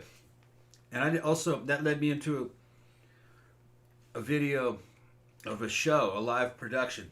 I guess it was on television. I think it was maybe 10 years ago. It was when Ozzy was still alive. And he's being inducted into the Hall of Fame. And you had Billy Idol up there singing a cover of No More Tears, an Ozzy song. And Ozzy's sitting on this big black throne, fucking smiling and clapping. Yeah. I'd never heard fucking Billy Idol sing an Ozzy song. Pretty good. He also says, Jenny, I started watching a pretty sleazy, gory flick called Faceless, 1977, 1988. I wrote it down. I will look that up. I'll put it on the list. I will definitely check that out at some stage. All right. So, did you have anything else you needed to? No, we can shut this down because I'll get us something to eat. Yeah, I'm starving. I got those sandwiches. Okay. Sound good? Yeah. Okay. We can just have some sandwiches. I got all kinds of sandwich meat. I'm so glad it's Friday. Yeah, I know. Tomorrow we're going to go out. Yeah, and I can maybe sleep in tomorrow. Yeah, Although yeah. the kitchen guys are coming early, so it'll probably that's wake right. me up. Although the cats always make me up. Well, Yeah. I say cats. One cat, Bambi. She wakes me up Yeah. usually about 6:30 a.m. Before it's even light out. And she's like, hey, do you think you might want to give me some food now? Or, you know what I mean? So, So I never get to sleep in, really, which is kind of sucks. All right, so we're going to wrap it up for this evening. Thank you, everybody, for hanging out with us on this Friday night. Thank you for your super chats. Y'all have been very generous, as usual. And we will see you again on Monday night. Not sure what the movie review is going to be. We'll figure something out, as we usually do. So have a good rest of your evening. Have a really good weekend, you guys. And we will see you guys again on Monday night. Good night.